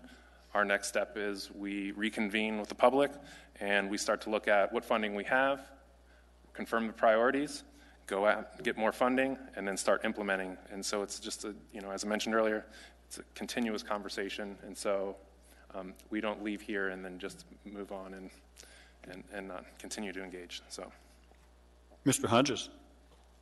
Yeah, and just to also a quick clarification or to add to that, I guess the master plan drawing, the concept itself isn't the only item that needs to be adhered to. It's a big part of it, but when the plans come in for a major site plan review and actual specific design plans come in, say there's a restroom added to the site plan where there wasn't before, and to the graphic itself, I mean, the fact that, looking back at the wider master plan itself, the fact that restrooms are discussed as an element that should be in it and that needs to be accommodated, that text within the master plan kind of adds justification for it to be a minor modification because it's something that's identified in the plan, or maybe not even a modification as such, depending on the interpretation. So it is a kind of a scope and context thing, and kind of a case-by-case situation, I think.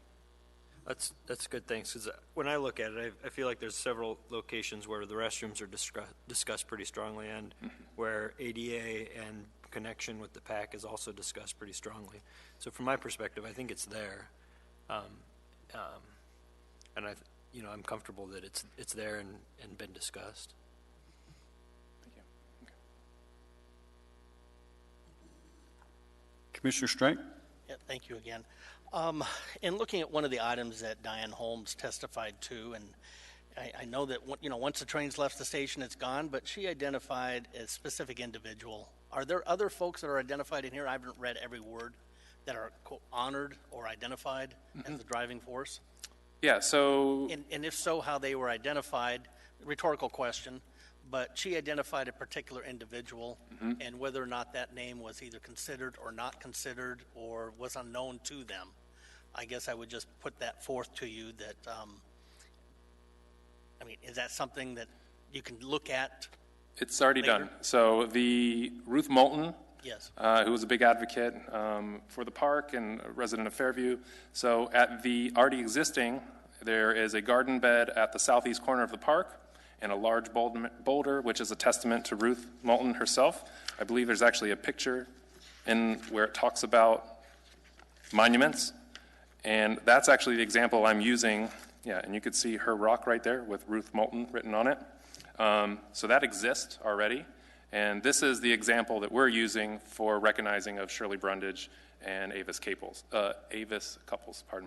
who were recognized and identified in a assembly resolution that they should be recognized in Town Square Park. So Ruth Moulton, I don't see any major changes to what we have there. If anything, if it gets moved, it will still be in a prominent location at the southeast corner. But we also talked about having other flower beds, boulders, plaques to honor the other individuals. Thank you.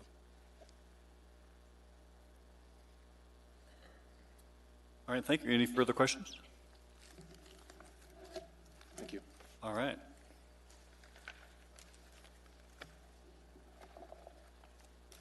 So now we're close to the testimony, but what's the will of the body?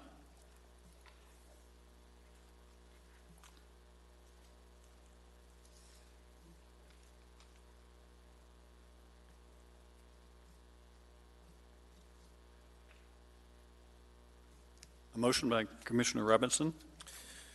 Yeah, in the matter of case 2019-111, Municipality of Anchorage Park Master Plan for Town Square Park, I recommend we move for approval as originally submitted.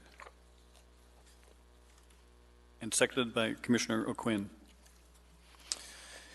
Yeah, if I could speak to the motion, I may have another amendment to the motion, but I thought, given all the conversation about streets, we would leave the additional recommendation off. I believe that the plan makes some needed improvements and creates a needed framework to make improvements to Town Square Park. I'm encouraged that it is addressing both the operational needs of the park, as well as safety, as well as making Town Square Park a place that we can all be proud of, as we have been for the past 40 plus years.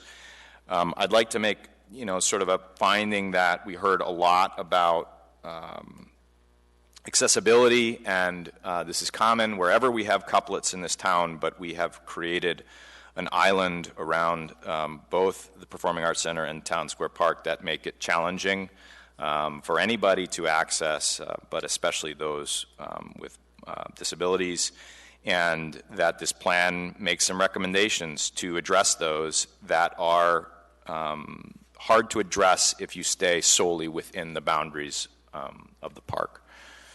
And I think I'll leave it at that for right now. Commissioner Anderson? Yeah, Commissioner Robinson, can you clarify, did you make the motion to approve it as originally submitted without the recommendation to remove this discussion about 6th Avenue, or with the staff recommendation to remove the? That's right. My original motion doesn't have the staff recommendation on it. Okay, great, thank you. Any further questions?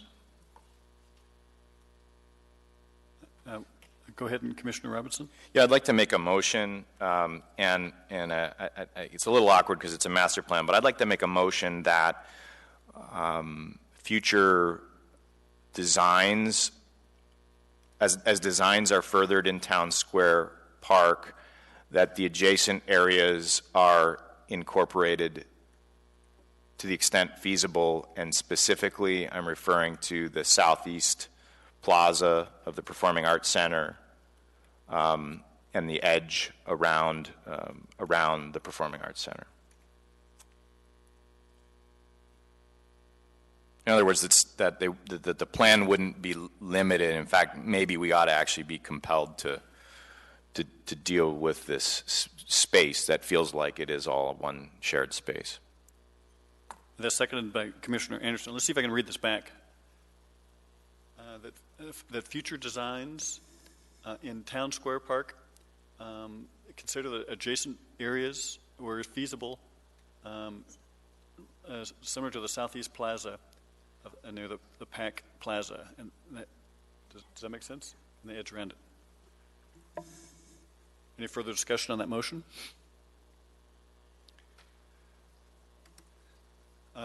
Commissioner Spinelli.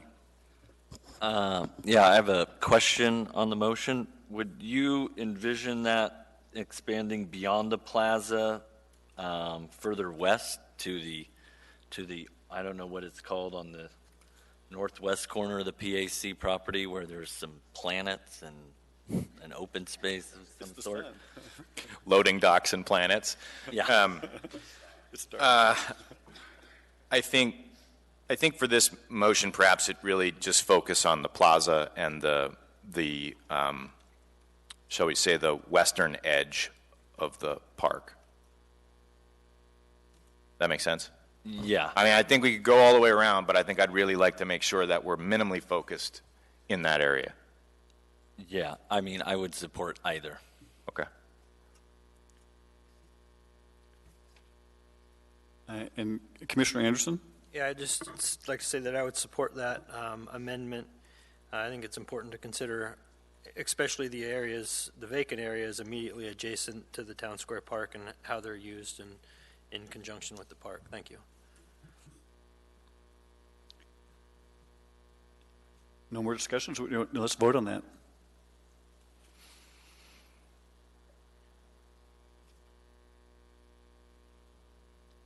The motion carries.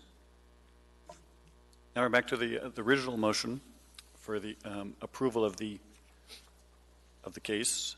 Any further discussion?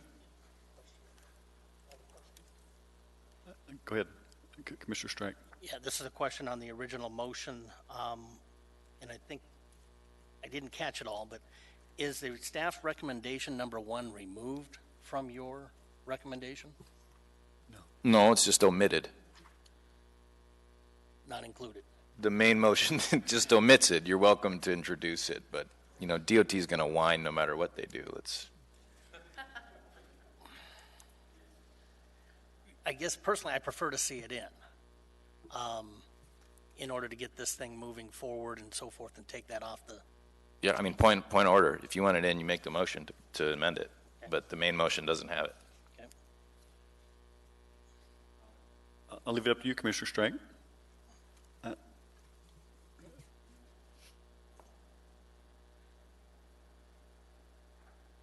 As my motion is, the staff recommendation number 1 to remove the reference to a two-way conversion of 6th Avenue in the improve access, circulation, connectivity guiding principles on page 63 of the draft Town Square.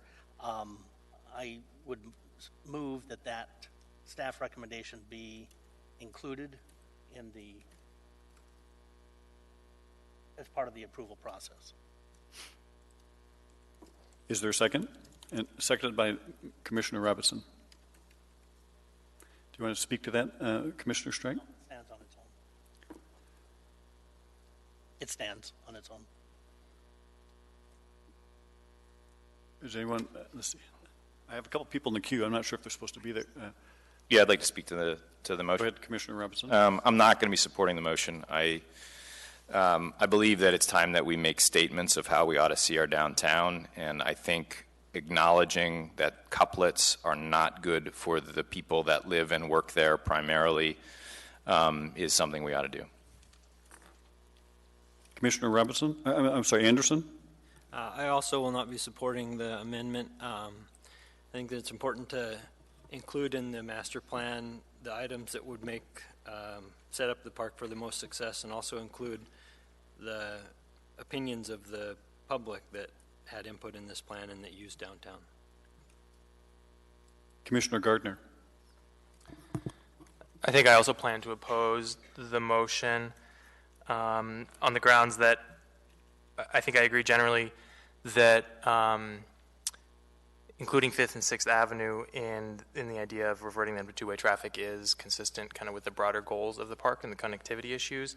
And I just wanted to note that the kind of the guiding principle listed on page 63 that we're talking about references including that change as part of a larger downtown street network reprogramming. And so, when we do take the time to look at that larger view of things, to have the idea of 5th and 6th Avenue as two-way traffic for purposes of this park, I think is valuable to have that included for that purpose. Any further discussion? So I'll call for a vote on this amendment by Mr. Strike.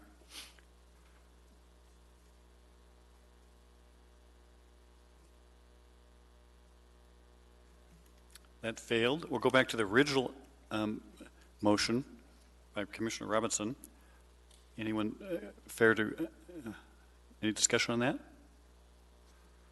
Go ahead, Commissioner Anderson. Yeah, just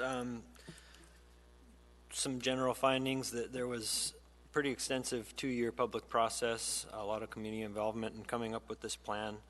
The plan provides a lot of opportunities to improve safety and energize the place through programming. I particularly like the area identified for food truck and market space, since it's another way to get people there on a regular basis. Yeah, I think it's a great job, and I look forward to seeing it move forward. So no further discussion? Commissioner Gardner, go ahead.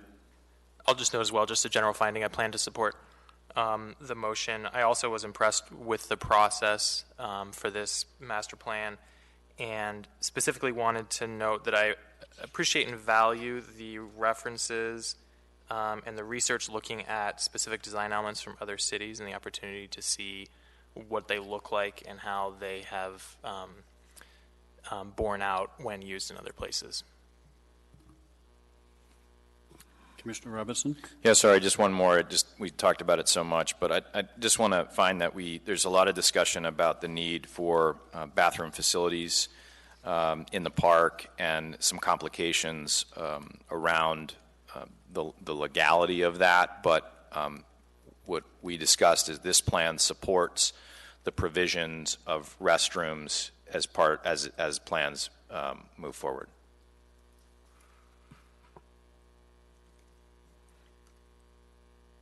I see no more speakers. Let's call for a vote.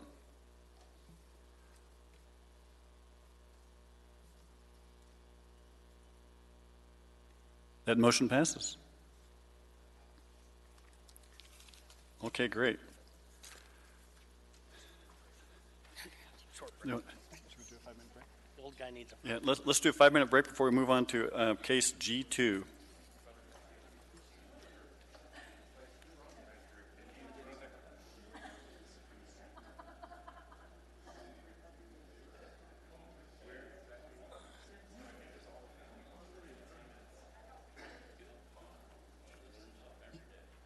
Okay, let's reconvene this. We're going to go to item G2, case 2019-0113. May I have a staff report? Yes, Mr. Chair. My name is Tom Davis, and I'm with the Municipal Planning Department. This case is case 2019-0113. The Planning and Zoning Commission is being asked to review and make its recommendations to the Assembly regarding this text amendment to the Title 21 zoning ordinance. Subsection 21.04.050C2. These are the district-specific standards for the I-2 and heavy industrial district. This is Anchorage's general industrial, heavy industrial district, in which the primary intended allowed uses are the manufacturing, production, construction, contracting, warehouse, transportation, industrial uses. These district-specific standards are specific to the South C Street corridor of the I-2 district. The attachment A provides the draft ordinance, and then 2 informational attachments, B and C, provide mapping for you of this area, including attachment C shows the adopted land use plan map, land use designations with the a targeted area rezoning area. It's called Action 9-2.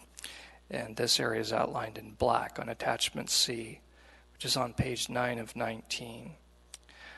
This area corresponds to the part of the I-2 district and that is recommended to be, that was recommended by Anchorage 2040 to be reclassified from the heavier industrial use, which appears here in the map in attachment C as dark gray, to other zoning districts.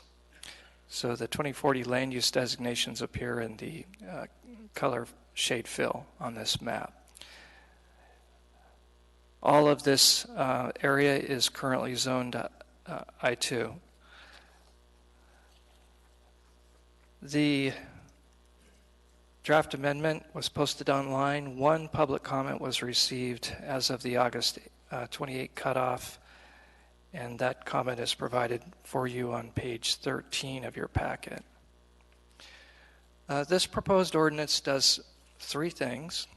It extends a rezoning deadline to rezone this area outlined in black, the target area zone. It, secondly, clarifies the boundaries of this target area rezoning area and refines them to make them consistent with the Anchorage 2040 land use plan.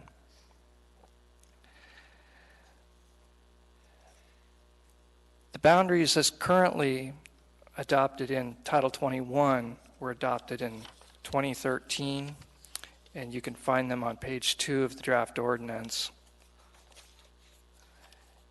So the second part of the ordinance is replacing the picture you see on page 2 of the draft ordinance, which is numbered page 4 at the bottom of your packet, page 4 of 19. So it would replace that illustration with a reference to the targeted area rezoning in the 2040 plan. Thirdly and last, it would delete the provisions of subsection C of the I2 district-specific standards. This is a defunct provision in that it sunset itself when the Anchorage 2040 land use plan was adopted in 2017.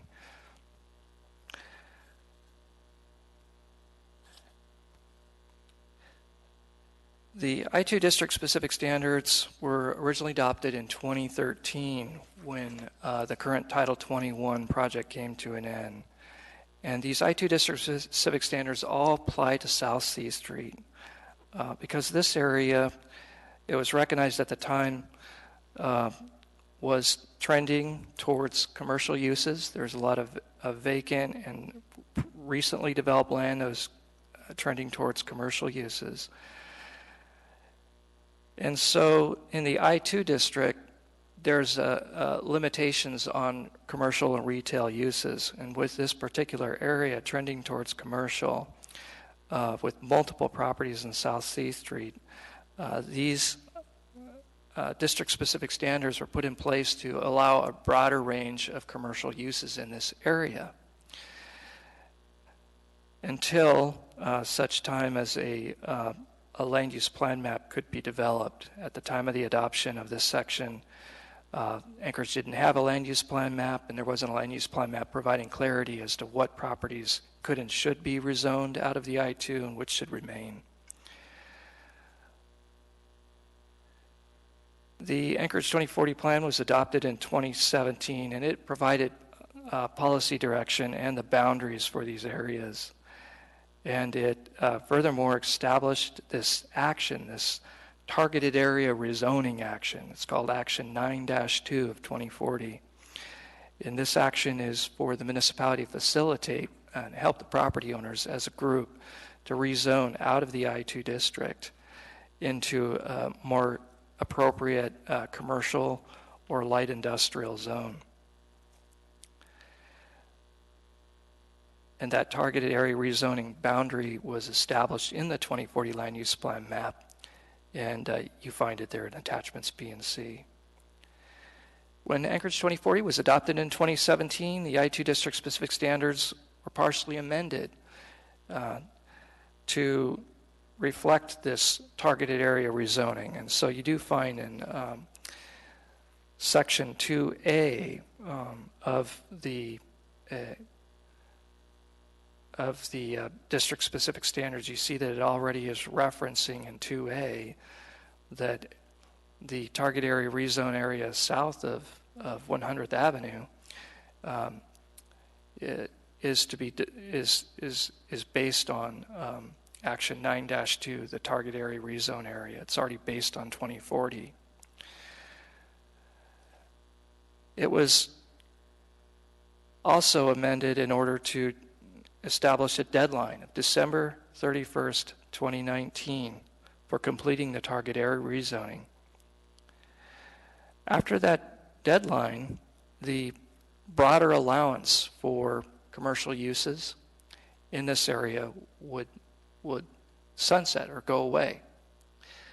That deadline is several months away, and so what would occur would be that in January 1, 2020, this area would no longer be exempt from the exception, allowing a broader range of commercial uses. For example, commercial retail, commercial restaurants, the types of uses that you see around Target, for example, would no longer be permitted uses in that area because the I-2 doesn't allow them. And so that brings us to the first recommended amendment, which is to extend the deadline for carrying out the target area rezoning of this area by 3 years until the end of 2022. To explain the second of the two parts of this amendment, which is to clarify and adjust the boundaries of this target area rezoning area, the Title 21 inset map that you find here on page 4 of 19 in the code, it's labeled illustration to be deleted. That means to be deleted by this ordinance. This illustration does not actually show the correct boundaries of the area that is currently subject to sections A and B. It predates the 2040 land use plan map. It was adopted in 2013. The 2040 land use plan map changed the boundaries of these areas with the boundaries of the targeted area rezoning that you find in Attachment C. And Attachment C on page 19 of your packet, the boundaries of the existing illustration to be deleted do not match the boundaries of the target area rezoning on attachment C on page 19.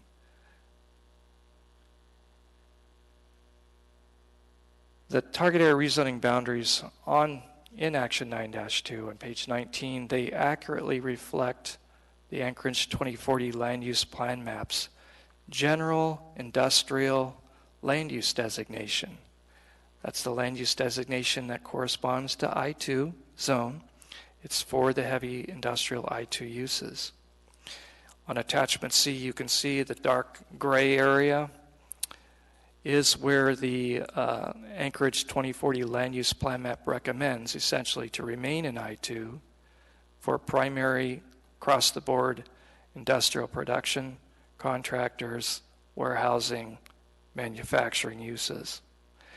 The areas in pink, or salmon, if you will, are on Attachment C map.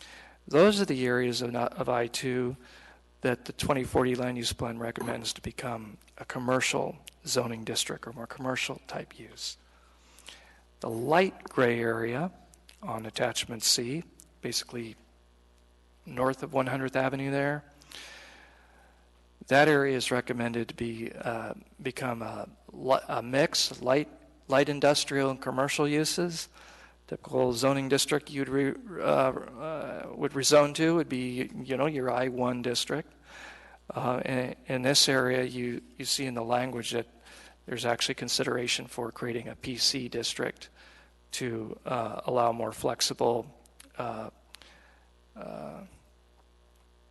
mix of a campus mix of industrial and commercial uses in that area. But regardless of whether it be a PC or I-1 district, the land use plan map is calling for that light gray area to become more of a light industrial commercial area.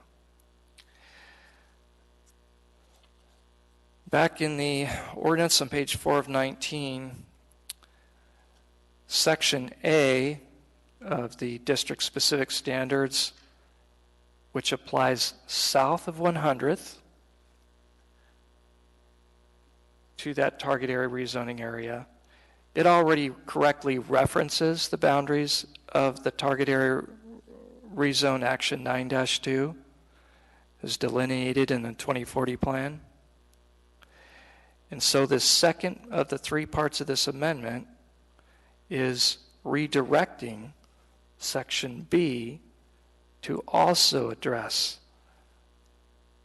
action 9-2 target area rezoning in the 2040 land use plan map.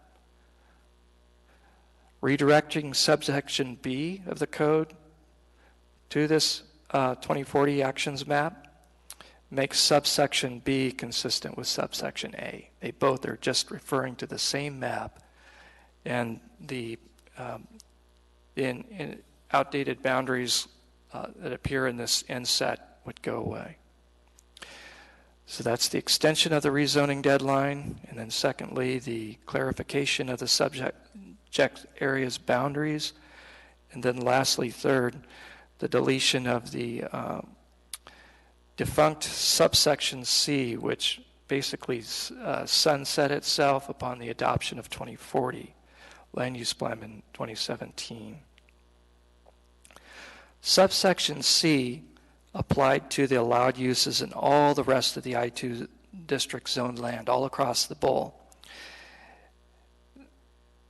When subsection C was written in 2013, there were properties of I-2 around the bowl in this area, other parts of town. They were seen as potential candidates for reclassification to commercial or light industrial retail use. But at the time, all we had was Anchorage 2020. There was no land use plan map for the bowl delineating in the specificity we needed such areas to enable rezonings to commercial. That made it difficult to apply in 2013 what at the time was our new code, our new Title 21. It made it difficult to apply the new Title 21's newly adopted restrictions against non-industrial commercial and retail uses. Therefore, subsection C established that until a land use plan map for the bowl could be adopted, or alternatively an area-specific land use plan, till either one could be adopted, that the broader range of commercial and retail uses allowed in the code's I-1 district would also be allowed on properties zoned I-2 throughout the bowl.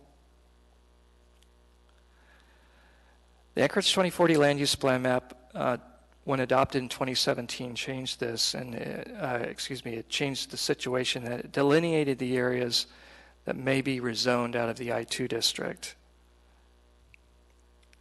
And so it accomplished the objective of identifying which of those properties in the I-2 can potentially rezone out of the I-2 district.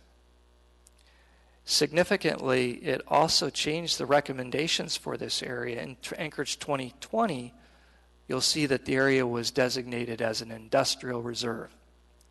This area was specifically designated in 2020 to remain I-2.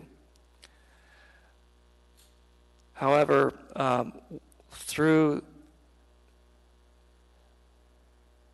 the Anchorage Industrial Land Supply study, Anchorage Industrial Land Assessment that we completed with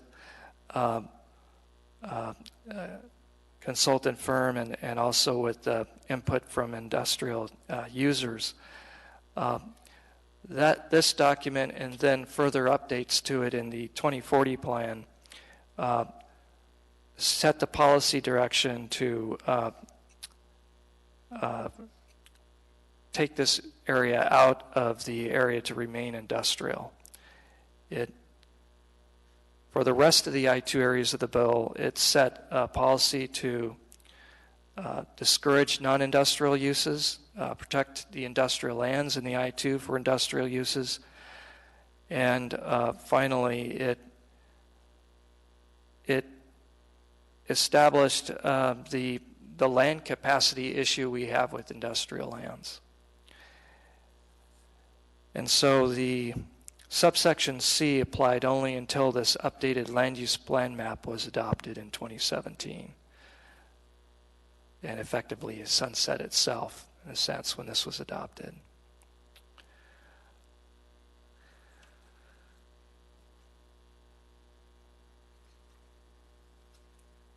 The industrial lands in the I-2 remain our most in-deficit land, type of land in the bowl. We have a lack of supply of residential land, but under the current zoning, existing regulations at the time of the Title 21, we're basically a nearly 50% deficit of land. We have about 300 and some odd acres of industrial land in the bowl. We have a need for approximately 600. This deficit is far worse than even for the residential.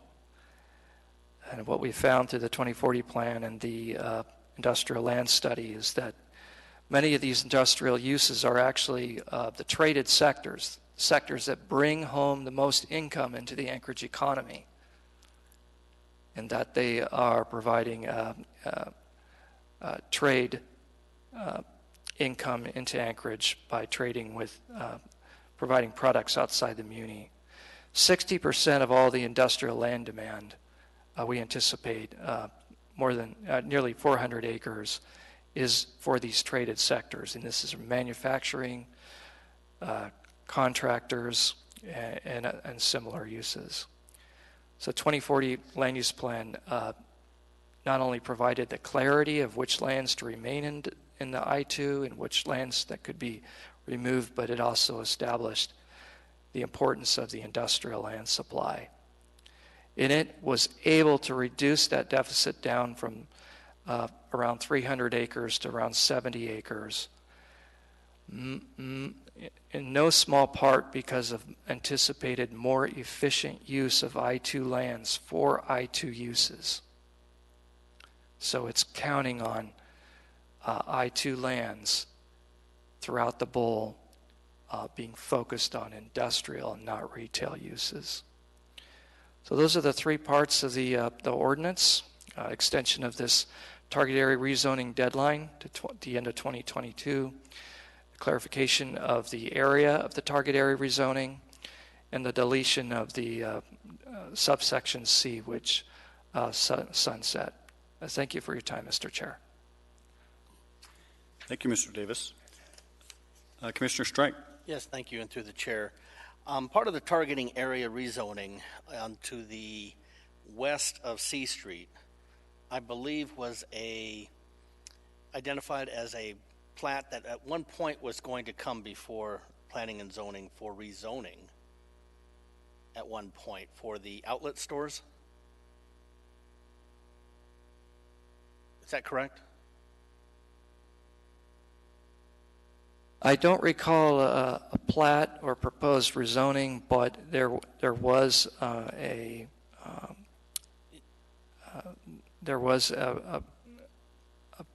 potential outlet mall It was proposed noticed for that site. It was noticed to us, and I believe it continually got postponed, and that was retail. Now, how does the change here, would that retail still be able to take place? Yes, in fact, the proposed extension of the target area rezoning actually makes that, actually helps that and continues to provide the flexibility for the property owner to provide commercial uses on that site and to the site to the south of it, and as well as elsewhere in the targeted area rezoning area. So just for clarity then too, the action before us tonight, the impetus behind this, did it come from your office or did it come from the property owner? Yes, several property owners did approach the planning department about the deadline, and we took some time to think about it, to think about this deadline, and also the intended time frame for the target area rezoning, Action 9-2, and the sunset being 2019. At the time of the adoption, what we've came to believe that it was that at the time of the adoption of 2040 plan in 2017, we believed that we would be able to accomplish this Action 9-2 well before 2019, but well before December 2019, and we identified it as one of the nearer term actions in the plan. It was a quote-unquote now action, so it should have taken place in 2018. There are several reasons why that we don't anticipate getting to that item, even though it is a priority item in 2019 or in most of 2020, because for the time being through most of 2020, we are focusing majority of our resources on completing some in-progress action items from Goal 4 and Goal 3 of Anchorage 2040, which has to do with housing and mixed use.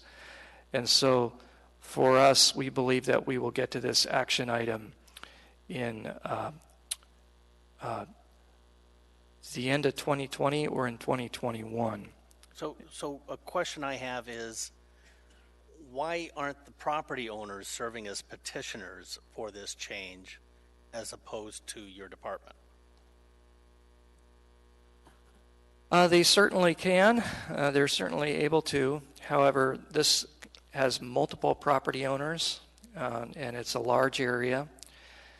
And this area is also an area where, partly because of the 100th Avenue being just completed, partly because of changes, not only the slowdown in the economy, but also some changes in the structure of the economy in which they're not sure whether the sites would,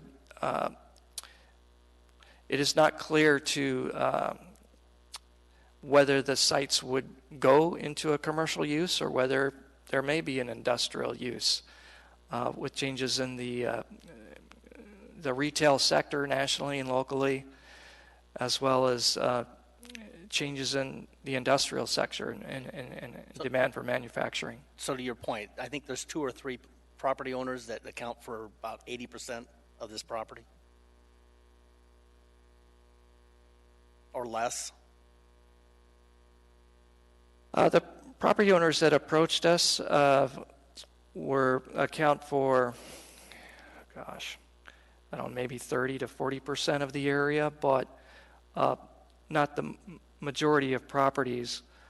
Well, But we believe we're not counting the Cabela's, and we're not counting all the lots out in front of Cabela's and so forth, which is already done. That represents nearly 25% of the total property, but it's semantics at this point. But the principal property owner here is Siri across the street on the west side. There are 2 property owners on the west side. Siri is one, and JL Properties has the former outlet mall site.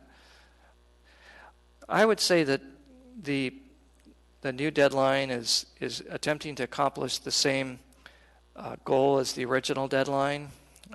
Both the economy and our resources, things have gone more slowly than anticipated, but the idea is to bring forward a coordinated, facilitated, all-in-one rezoning for the property owners with them all at once that allows them to move out of the I-2 district into a zoning district that more appropriately reflects the land use plan map 2040 before this deadline kicks in and those very properties become subject to the I-2 district's restrictions on commercial uses. And so we're attempting to give ourselves and them a little more time to So if the outlet stores were to come before us, were to come up again, if JL Properties did find the economics to do it, would they still have to come before this commission for that zoning? And with this proposed amendment? Yes. No, they would not, because the proposed, well, let me back up. They would, as it would be a large commercial retail establishment. So for that reason, they would come forward through a major site plan review or a large retail establishment site plan whereas review. before they had to come before this commission to rezone it. If this amendment, correct, Right. if this amendment were not to pass, they would need to rezone themselves out of the I-2 district in order to be able to. If they came forward after December 31st of this year, and we keep to this deadline, a retail use would be prohibited in the I-2. Target itself would become a non-conforming use. All those would become. Just what I'm hearing is, so we've done them quite the favor for, and if we pass this, that whereas before they would have to go through the expense, come through and get rezoned, which we were looking at about a year and a half ago, we do this action now. They void that 2 years from now if they have to come back, if they re-resurrect that project? This benefits all the property owners in that area, and it allows them to continue to do what the Anchorage 2040 plan intended for them to do, which is to go to commercial use. And because of timing issues, and the current deadline, we weren't able to complete that before the current deadline. One of the other benefits of this targeted area rezoning is that it allows a more coordinated, facilitated approach by which the rezonings aren't hodgepodge or ad hoc, but are taken care of at once in coordination. Thank you. Commissioner Quinn. Through the chair, so everything in your report seemed to indicate that I-2 was highly desirable in that there's a deficit of the I-2 zone in the Anchorage Bowl, creates the best jobs, that sort of thing, and it seems that the Title 21 amendments gave plenty of time for this rezone to take place, and the commercial and retail outlook, from everything that I've heard, doesn't seem to indicate that it's going to turn around in the next 2 to 3 years. So are we going to be back here in 2 to 3 years trying to kick the can down the road further then?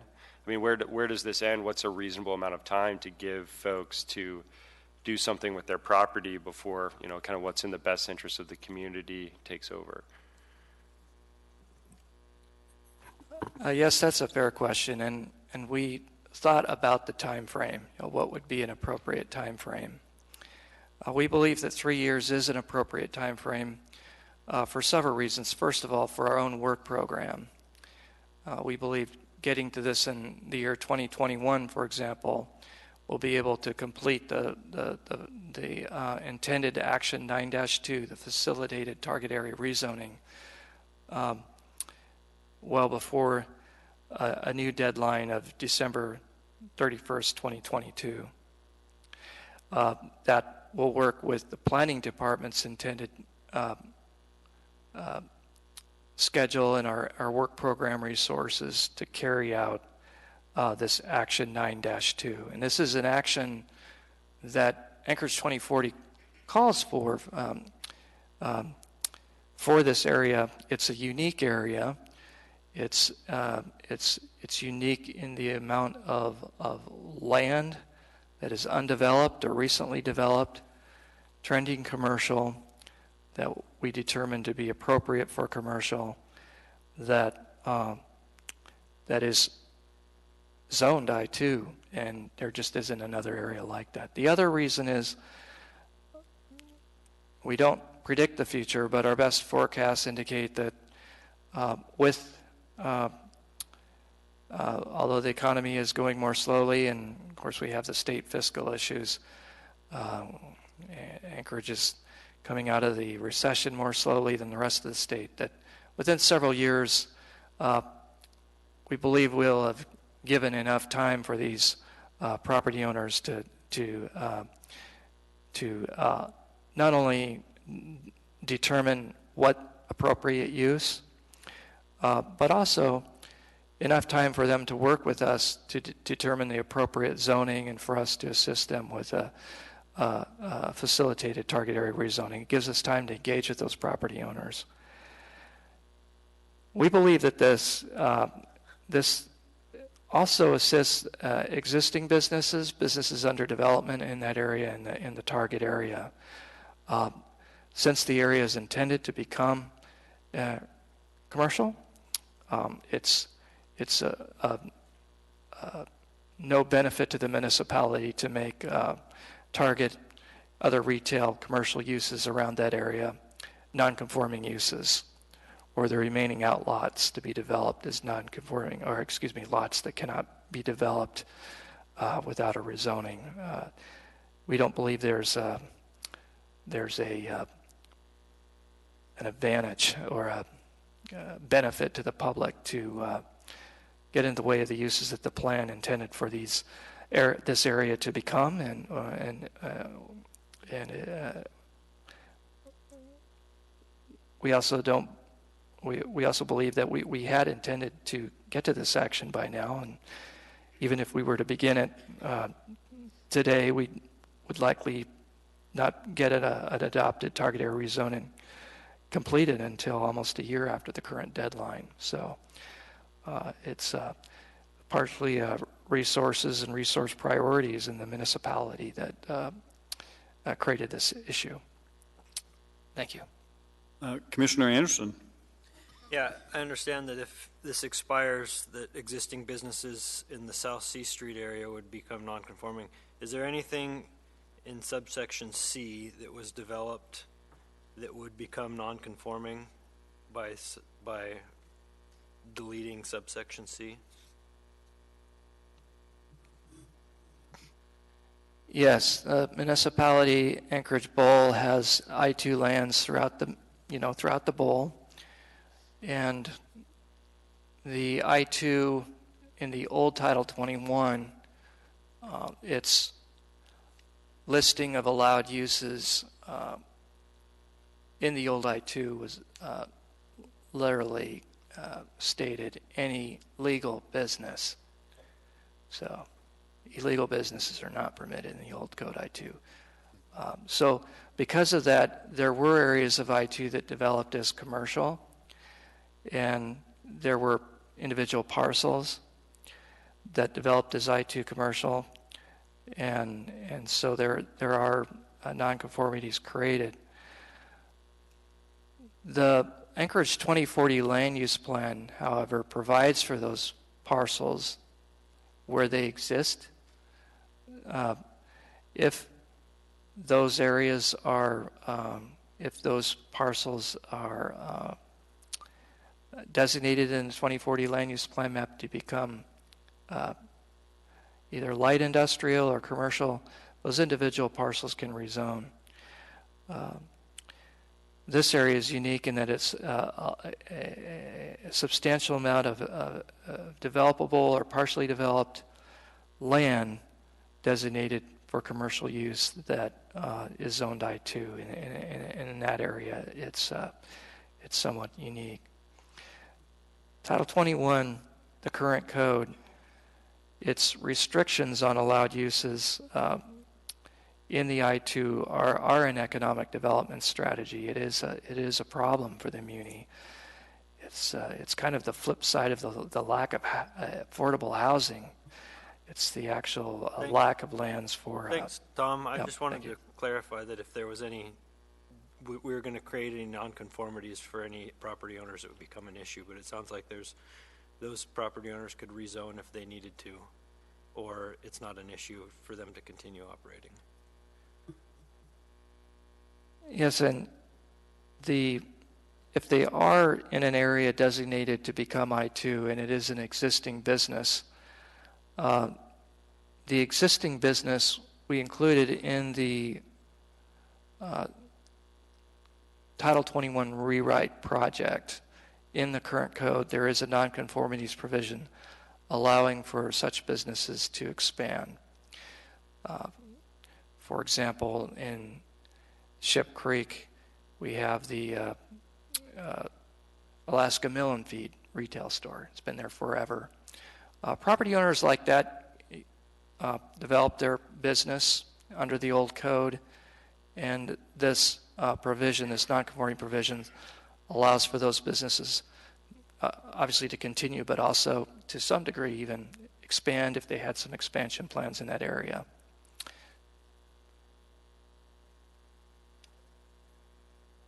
No more questions? Thank you, Mr. Davis. I guess we can move on to the public testimony period. Looks like we have more than everybody out. And please feel free to ask questions because there is a lot of history here. My name is Tim Potter with Dow Engineers, for the record. First off, it is important to note that a number of people in the room actually sat and served on the steering committees for the commercial land inventory and the industrial land survey. And to a point that was brought up about the higher and better community good, now that the staff has said that the highest deficit use property we have is I-2, and that it's very important. I don't want to say that it's not important, but if you read through the studies, the consultant took it very much into consideration what the cost of developing that property was. Historically, in this city and other cities, we shoved the stuff that we really don't want at that time down in the undeveloped area, which happened to be South Anchorage along the rail corridor, and it had 15 feet of peat. And we didn't have a lot of industrial development, so it seemed like a good thing to do because you didn't want industrial and heavy industrial inside where everybody was building a subdivision. So you get a higher return for your development if it's commercial versus what you get for industrial, straight heavy industrial. There are properties in South Anchorage around this intersection that are identified now in the 2040 plan as commercial with some limited light industrial that cannot be made currently or anytime in the near future industrially, heavy industrially developed property because of the cost of the development. You may know that the private sector extended a significant sewer main all the way from the intersection of 100th and Minnesota around the O'Malley Curve up to C Street and north up to service the Cabela's property and where Target is. The city did not pay for that. It is a piece of infrastructure that was lagging for a long time. 100th Avenue, the city did put in. It has been settling at a significant rate, and they delayed, because of the surcharge, construction of the actual road improvement for an additional year because of the rate of compression of the peat that was under the road prism. So there's been delays. So economics really does come into play. And I know I have an amber light, but I will simply ask the question. North of 100th, east of C Street, Edison Chouest bought that property. They were looking to put a campus development there that would have industrial. They were going to service their fleet of ships and offshore things. They won the Alyeska pipeline service and the port development in Valdez. So it was their fleet of ships that they built in their 4 shipyards around the world to come and service that contract. They also had contracts with Shell, and Shell pulled out, which modified. But they were looking at having an office building, an 8-story high office building for their employees. They were going to have industrial... Please sum things up, please. Okay, industrial shop space, a hotel, some service-related things, and a restaurant as a campus. We have different types of development occurring now, and the market is such that we really aren't an I-2 or a straight commercial. Excuse me. So I have a question from Commissioner Spinelli. So are you in favor of this? Absolutely in favor of it. And I would hope that the commission members, Mr. Strike, don't see this as a big give me to the landowners in the area. They've paid plenty. They are in a high-risk game. The city has got them in a position where which zoning district do you pick if you have to do your rezone? Things are just not stable enough and settled enough in the marketplace to know. Each one of these rezones would be in excess of $20,000 just for the application fee. Would take you at least 6 months, which means you may actually miss your opportunity. So there you have it. One more. Do you think the dead date of 2022 is long enough? Wow. With our current president, our current governor and state legislature, let's see, they took 7 weeks to get organized this year, and our economy, that is a big question. The goal, I think, is reachable and doable, and the issue when it gets down to the details of actually implementing this target area rezone is that there's enough flexibility within what finally does occur. And yes, I think it can be done in 3 years, but I'm not going to stand here and say that there's no way. We're going to have to come back and kick the can down the road a little bit further. My crystal ball is a little foggy right now, folks. And in a comment to your comment, I'm not so much interested in the gimme approach as I am to full transparency. And it's the transparency I want to see in everything that comes before us, rather than have to dig and dig and dig to find it out. Sure. Absolutely. And I never want to be hiding anything, Mr. Strike, and I think you know that. There is some history here, though, and it took a significant amount of time with an outside consultant, Bill Reed, who was excellent and a great choice for the city to use on both the industrial and the commercial studies, to figure out that we don't live in an easy I-2, I-1, B3, B1A, B1A, whatever.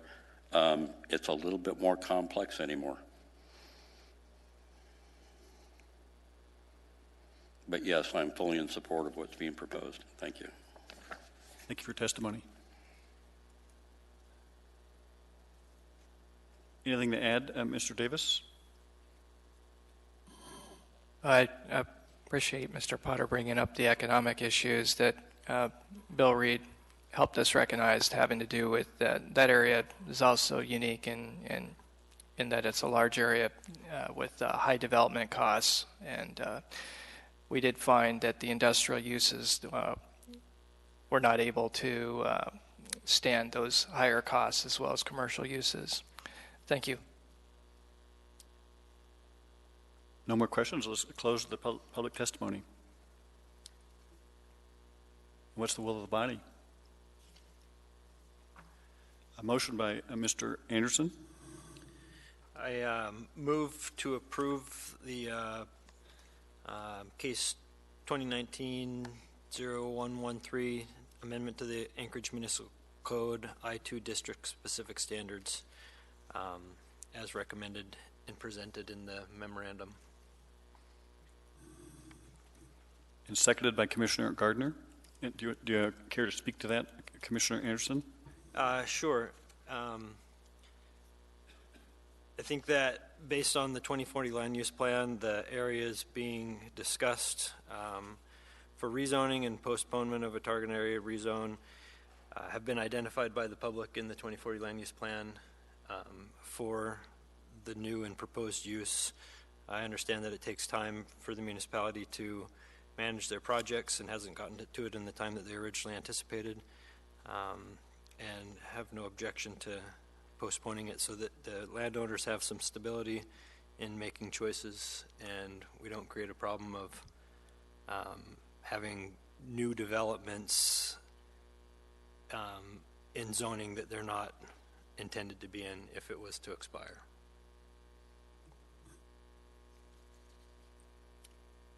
Thank you. Without further discussion, I'll call for a vote.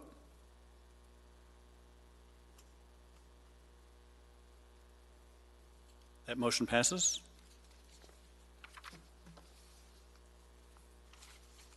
I'd entertain a motion for adjournment.